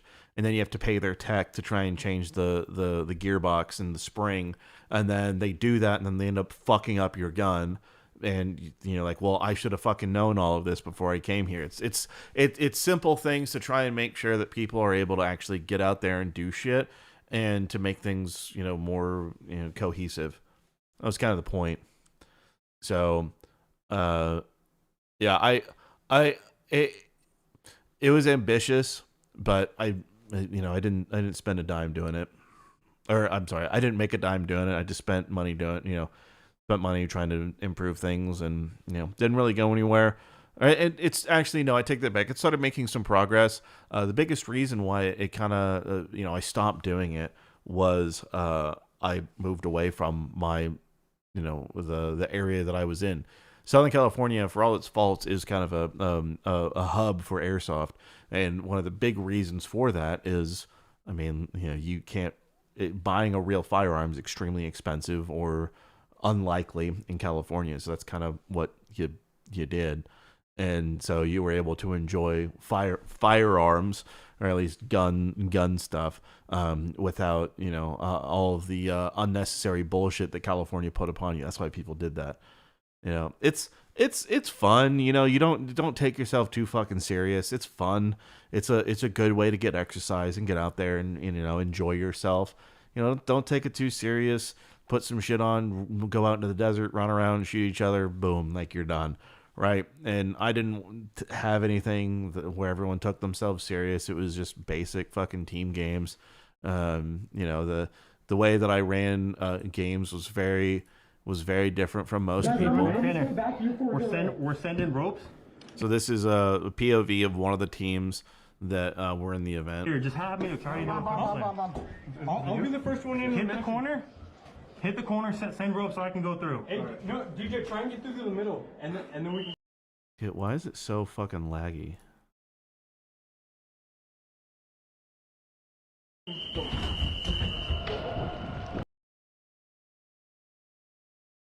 Why is it so laggy?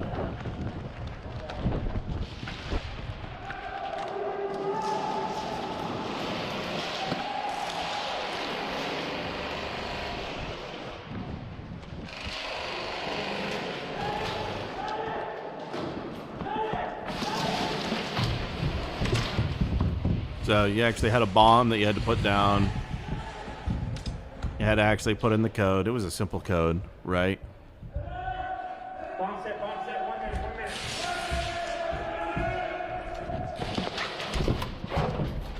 minute. But the, you know, it was basically Counter-Strike. You go in, plant the bomb. I allowed full auto. You could only have 3 mid-cap mags. So it didn't matter, you know, how fast you were shooting. 400 FPS. You know, no minimum engagement. It was pretty fucking, you know, heavy.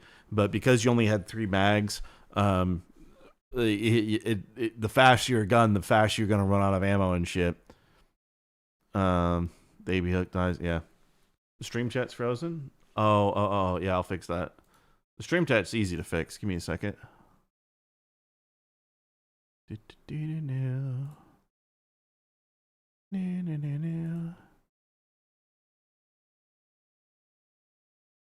Yeah, the API key failed. Give me a second. Quota. There we go. There we go. Apologies. Excellent. Have I seen the channel of Special Forces guys playing airsoft? Yeah.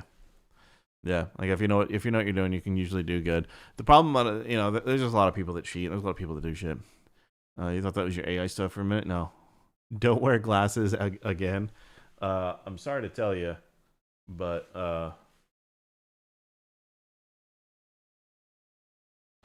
got my glasses so I can fucking see most of the time. So yeah, my left eye is also super fucked. Super fucked. All right, yeah, it wasn't OBS. It was just the quota thing. Anyways, so that's these glasses. Yeah, my left eye it developed not as a sphere. It developed more of like more oblong and football like. So it's I can't really see much out of my left eye. So my left eye really hurts my total vision.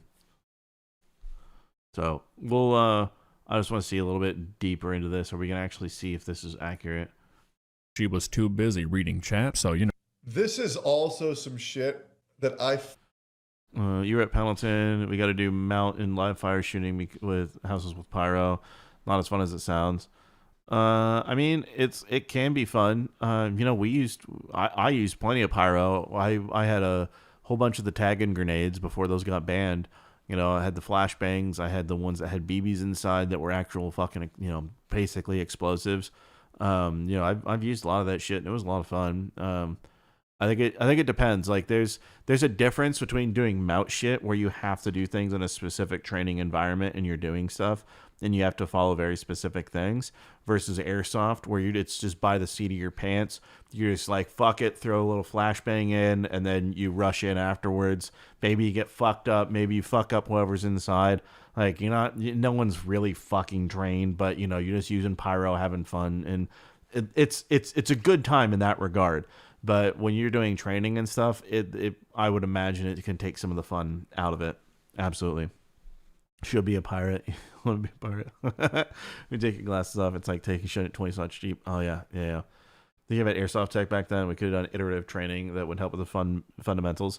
Yeah, but you don't really need to do that, to be honest. It's the thing about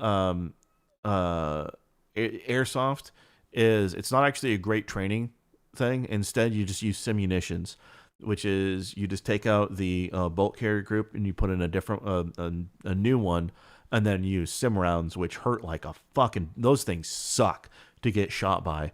But you know, you use those and it does the Lord's work. That's how you fucking do it. In airsoft, you don't have to worry about dying. Yeah, but I mean that's the whole point. You're having fun, right? At the end of the day, you're having fun. But yeah, you already have sim rounds, so you don't fucking need anything. Sims are fun until you get hit in the fingers. Yeah, I had someone fucking. I remember it was in Southern California. It was a place called Tax City, and this was after they moved to South LA, and they weren't in El Monte anymore. And I remember I played there a decent amount. It was fun for CQB because of how much was there. And I remember one day, it was just some random match, and I was just running through, and shot a few people, and I was running past like a little building, and in the shadows there was just some kid in there, and all I saw was little fucking his red laser, and he shot me in the hand. Getting shot, it doesn't matter how close you are, with BBs or anything like that, it fucking hurts. And so, I was out. I went out to go, and it was the last round before they had everyone go out for a break or whatever. So I went out. I took off my glove on my left hand, and it was full of blood. And the little fucker that was in there was shooting hot with glass. I don't know if it was glass or metal BBs. I remember seeing both of them in the fucking parking lot. But it made my finger bleed pretty good. I'm actually surprised it didn't break my fucking finger. But it definitely there was blood everywhere from that. That was a great time. Yeah, getting shot in the hands is never fun. It is never ever fun. Yeah, that hurts. People use fucking glass ammo in airsoft. Listen, so it's a 6mm ball bearing. Like, people do that, or they do glass, and people do it just because they're fucking assholes. I don't even know why. There's a company out there that makes it, Mad Bull. I don't even know why they make it in the first place. I think it's I don't know. I can't think of why they do that, or why. But the 6mm metal ones, it's just a ball bearing, 6mm ball bearing, so people just use those. And it's usually just edgy kids that want to cause pain, and they're usually not really going after adults. They're usually going after kids. Again, this is why I wanted to do Major League Airsoft, to try and get something going to unify shit, because you have that happens quite a bit at pickup games. That's why I stopped going to pickup games, and I did events only. And I agree, it should be illegal, but people just did it. It's why I don't. It's a really big reason why I don't do it anymore. It's why I stopped doing. I don't go to local fields or anything just because of it. Like, why would I? Glass shatters. It causes far more tissue damage. Yeah, but not the glass BBs take. They're not gonna shatter.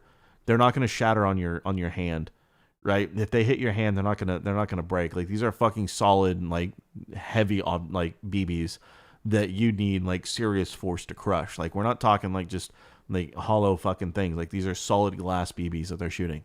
Yeah, it's really fucking shit, and that's why I don't do it anymore. One of the reasons.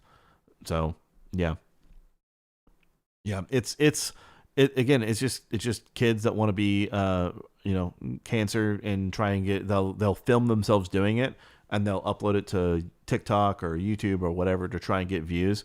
By the way, let me find this really quick. This is actually kind of crazy.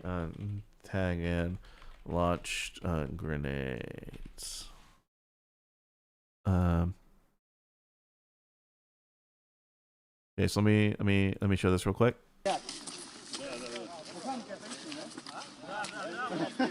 Okay, so you have launched grenades, but actual M203s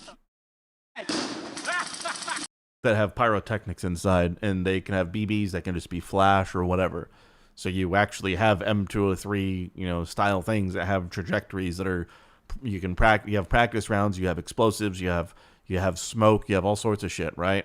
And there's a time where there was a lot of these kids that were taking these, and they would go into like on their balcony, and they would take these things in like Los Angeles. They would take them and they would just shoot them off into the distance, and they'd record themselves doing the whole thing, by the way, and it's not legal to do so.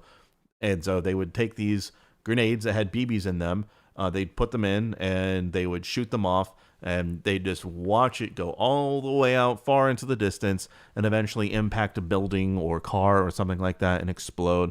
Or they would just be cruising by and just like drop the grenades out the fucking window of their car onto the fucking freeway and freak somebody out, something like that. No, like it's really bad. They are really cool things. They are so fucking cool. But the people that are in airsoft and all of this are so incomprehensibly stupid that they ruin a good thing. There's a reason why they are banned by the ATF now, is specifically because people abuse them when they shouldn't be abused. You can't use them at Milsim events or anything like that. They are straight up, banned by the ATF. It's straight to Fed jail now. Just because these kids fucked around so much and caused so many problems. It's awful. It sounds like hood rats who film themselves blasting Glocks into the air and post it. Yeah, but see, here's the difference is, like, it's not those types of people. It's kids that think they're like that, and a lot of times it's usually like some rich kids with their, and their dad's, BMW M5, driving, super fast down like the Santa Monica freeway, and then deciding they're just going to throw some grenades out, and then people end up getting hurt. Like, I agree that the ATF is absolutely an agency that shouldn't exist. However, I have talked to a few agents that are one of them was nicknamed Poindexter, and he is an absolute fucking just moose knuckle. You never want to fucking ever have him do an audit. Then there's another guy that I met, and he was really fucking awesome. He's at the ATF, sure, but he was actually a really cool dude. And the stories that I heard from him were just like, okay, I can actually see a reason why there is some sort of existence of, like he was telling stories about extremely unsafe fireworks that were being sold, and they would go to the factories. They do a lot of inspections. A lot of the times they're not just going to citizen doors. They're usually going to manufacturers of like artillery shells, explosive stuff. Like they do a lot of explosives work. And the stories that I've heard are just like, okay, on one hand, are they infringing on our rights? Absolutely. On the other hand, do they actually prevent quite a bit of really awful shit from happening to regular citizens that have no idea what they're buying? Yeah, they do. Like I don't want to overstate. I absolutely think that they 100% infringe on people, on gun owners. Absolutely. But there really is something that some of those dudes do that is of genuine great service to the community. So it is what it is. We're gonna finish. We're gonna get a little bit deeper into this, and then I'm probably gonna wrap it up. But I don't want to be. I got some shit that I gotta work on. But yeah, we'll get through a little bit more of this. See if there's a point, and then we'll look at AUK and then kind of call it. But yeah, you totally see overseeing manufacturing distribution to ensure proper production methods are followed. It's the rest of it I have a problem with. Yeah, I know that he specifically was telling me, or telling us as a group, right? There was actually I think it was an artillery producer of 155 millimeter shells. And he discovered a problem that was on their plant floor that was so unsafe. It would have been an extremely large national disaster with the sheer amount of explosives that could have gone off and leveled the entire, like a very, very large area with just how many explosives were stored and how unsafe it was. Just saying. You're with the EPA when a munitions depot blew the fuck up. Oof. Yeah. No, like I've heard some shit. I've heard and seen quite a bit, but at the same time, I don't know. I do, and I think the biggest thing that ATF agents do outside of hanging out in gun shops as undercover, trying to see if someone's either a shop is selling something illegally, or someone is trying to ask for illegal things, or trying to sell an illegal gun to the place, or a stolen gun. There's a lot of that, by the way. They do a lot of checks at fireworks stands and fireworks places. Our 155 inventory is already low. This was I don't want to say very long time ago, but this was like 3-4 years ago. Yeah, there was quite a bit more back then. Quite a bit more and this was actually at an actual manufacturing plant, not at a depot. So, yeah. Anyways, let's keep going here. Hate streamers for is when they're driving and they're paying more attention to their chat and being entertaining than the safety of everyone else on the road. Or like public nuisance streamers are so fucking annoying. In my opinion, if I was Dan Clancy, I would ban IRL streams. I think it's way too dangerous, and I think you're way too incentivized to break laws, and nobody ever gets permit for it. If you break a law on stream, you should be permanently banned, and I firmly believe that. Firmly believe that. No, she's my personal hero, that's for sure. Because Extra Emily's already got it bad enough. She's an Asian female behind the wheel. Add Twitch chat to that, somebody's gonna die. Apparently, she's also caught up in some Mr. Beast drama right now, where people are accusing her of ruining a Mr. Beast video. I don't give a fuck about that. Apparently, when he did that big streamer collaboration video, she went live before anybody else did. But half the people that I've seen talk about this said that she just went live when she was supposed to, and everybody else was. Give her just a little bit more. She's not gonna be able to keep that up. That as soon as she loses that face, that's it. That's gone. She's done forever. She's probably made enough money that doesn't matter, but yeah, she's gonna be completely irrelevant. And then she's going to realize that she wasted every last second clout chasing instead of doing anything else of value. Was late, but still a bunch of people are mad at her right now because whatever TikTok, the first thing is to spread on the internet is usually what is just considered the truth blindly. Very true. It's called confirmation bias. What you hear.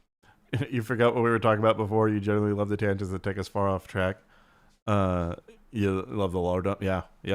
I mean, hey, it's fun. I don't know. I enjoy talking about shit. That's why we do it. So, yeah.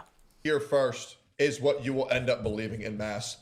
And it's really bad. It ends up ruining a lot of people's lives. Nobody wants to wait for the actual logical solution. That's why Mugen should be ashamed of himself from spreading all that false information on Psycho. 3-hour reaction. That's not the focus of today's video. I kind of chose to personally ignore all the Mr. Beast drama that's been going on over the last few weeks, but this view botting shit does intrigue me. We've been seeing a lot of people get called out for this over the last few months. Most notably, the Burnt Peanut got accused of it not too long ago, as Gold, Stable Ronaldo. I mean, Don't get me wrong. Burnt Peanut definitely has view bots in his chat, but Burnt Peanut has no incentive to do that himself. Real quick, I encountered Burnt Peanut's content. Oh, okay. All right. Thanks, Mouse. Thank you so much for that. I encountered Burnt Peanut's content on TikTok. I probably should upload more shit to TikTok, to be perfectly honest, like I did when in the beginning, little clips and shit. But I saw him there, and he just kept getting more ubiquitous. The thing about he was genuinely funny, and his clips were fucking insane with the shit he was pulling off in Tarkov, and he grew organically in a very wild way. He did not rise through view botting. I do not believe that he rose at all through view botting. Burnt Peanut definitely has view bots in his chat, but Burnt Peanut has no incentive to do that himself. He's already at the top of the category. And he also just sits around and has a good time. He doesn't give a fuck about what anyone else thinks. He just has fun. So he doesn't matter to him. Same thing with Asmongold. Asmongold's already at the top of the category. He doesn't need view bots. I would also say that it doesn't matter if Burnt Peanut was at the top of the category or not. I guarantee he would still just be doing the same shit, and he wouldn't care. He just wants to have fun. It doesn't matter if he's at the top or not. Might be view bots in his channel. It's not him doing it. Bunch of names. And I believe the same thing for Burnt Peanut as well. Have had this shit kind of pop up over the last few months. Now, everybody in FaZe view bots. That's already been confirmed by inside sources as well. It just works, guys. It just works. And creators being exposed for this just seems to be getting more and more common. Real quick, just so you can see what we're talking about, this is the clip from Emily's stream. How cool. But, okay, anything else? Oh, this is Emily. Have you met her? It's Chris! Oh. As you can see, when she hovers over her Google Chrome, in one of her windows is a website opened up called viewbot.ai. Now, YouTube, please hear me. This is for educational purposes only. Please do not fuck this video, I beg of you. Direct all that anger towards all the actual porn on this website. It's getting worse, somehow. But this is the website she was on, and I mean, pretty cut and dry, I feel like. Don't really know why you'd have this website open as a streamer if you... Dude, top of the website, trusted by XQC, Aiden Ross, and Clavicular.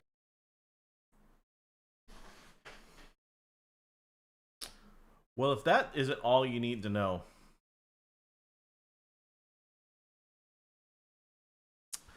I think that kind of tells you all you need. I don't think there is anything else. Hire clippers, buy live viewers, get verified. Yep, that kind of sums it up. Yeah. You don't watch Pete because you don't enjoy his content, but the dude has been grinding for years. Any hate is pretty much because he blew up. No. Okay, the hate isn't because he blew up. The hate is because he got the award for the best VTuber. And so all the Theater Kid anime avatars got extremely upset saying that he didn't deserve it because so-and-so anime character deserved it with big tits. Like, that's why they're mad. That's why they're mad. Dude.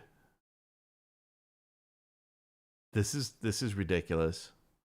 Just last month, that Reed doucher of Night Media admitted they bought all their talent. Yeah, exactly.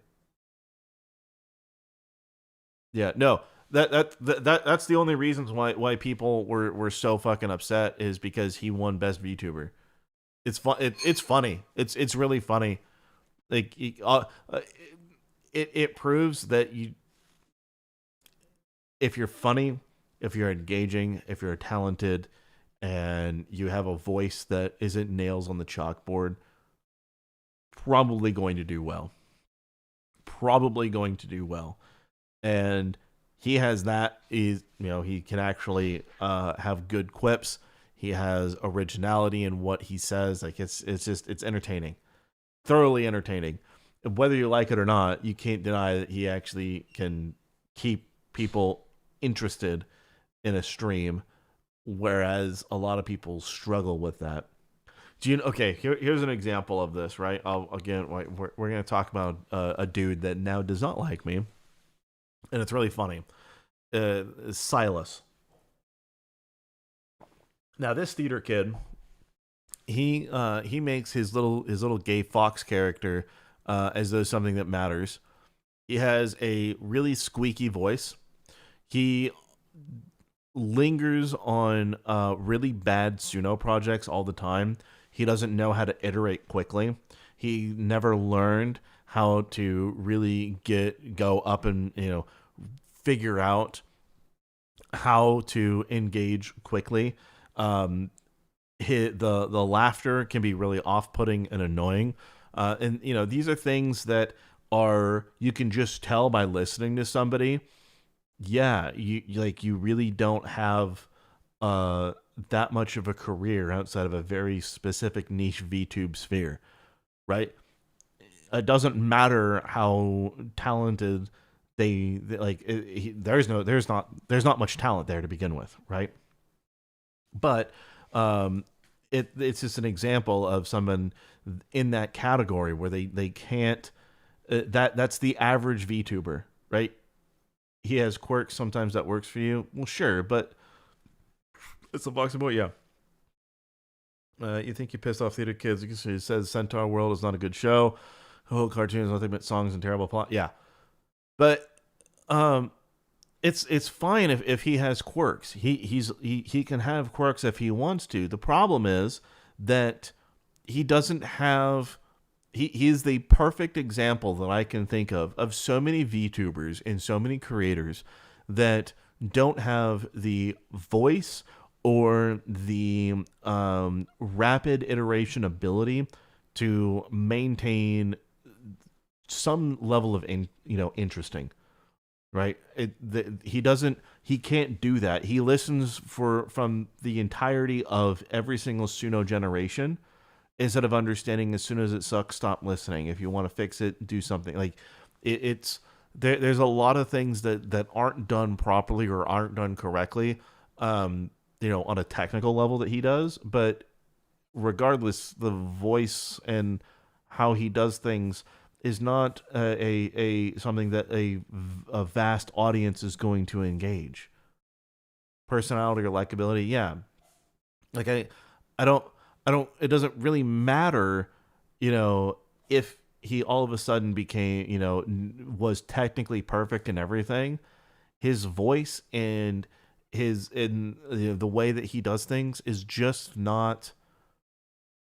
It's not there. There is very few people out there that are able to get popular and get out there like Rich Evans from Red Letter Media.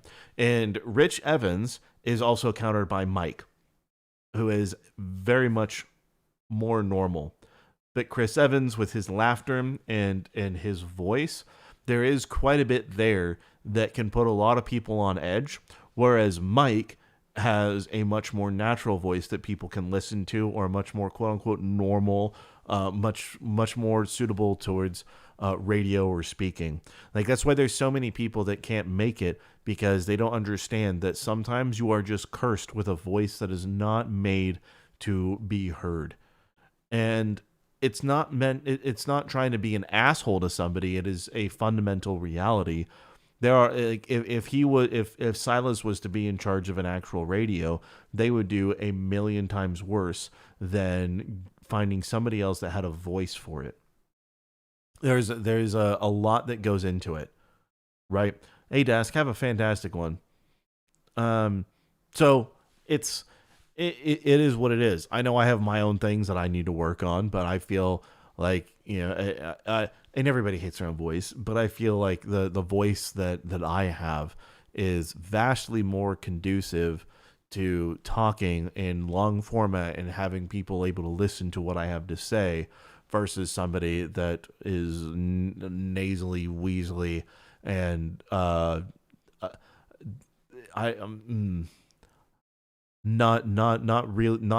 good for broadcast and not good for talking. You know what I mean? A few of us love our own well, okay, that's true. A few people love voices. You don't know what person was on Keen a couple of weeks ago. He had the fake laugh that made you turn it off. I think that was Silas. I think you say your voice is in the middle of the road, not extreme in any way. Well, sure. Right, and that's the point, which makes it easy to listen to for long periods. Right. I know my voice enough where I can tell that people are going to at least be able to tolerate me listening for an extended period of time. And unfortunately, somebody like Silas is another great example of somebody that does not have a voice that is easy to listen to for long periods. And the only time that I ever was able to listen to him for long periods is just interacting with him and kind of forgetting that it's a stream in the first place. Does that make sense? Right? Like, in that aspect, it's like if you're in Discord or whatever, great. But you can just tell when somebody is not suited or will not have a large appeal because of their voice.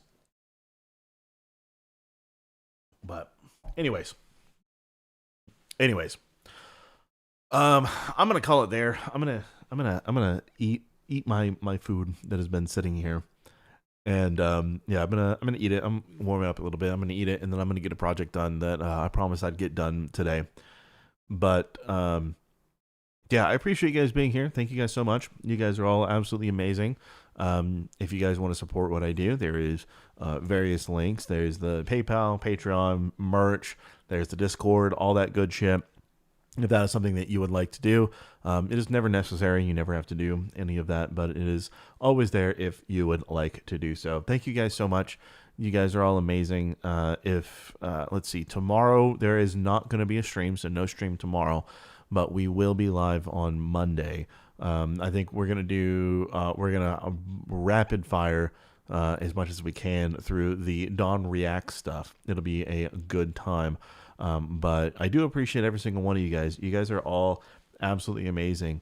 Thank you guys so much for being here. You guys, again, I appreciate you guys hanging out with me and listening to me ramble on about a great many different things, kind of meandering here and there. And yeah, have a fantastic rest of your morning, evening, or afternoon. And I'll see you guys all on Monday night at 8:30 p.m. Central. Thanks, guys. Later.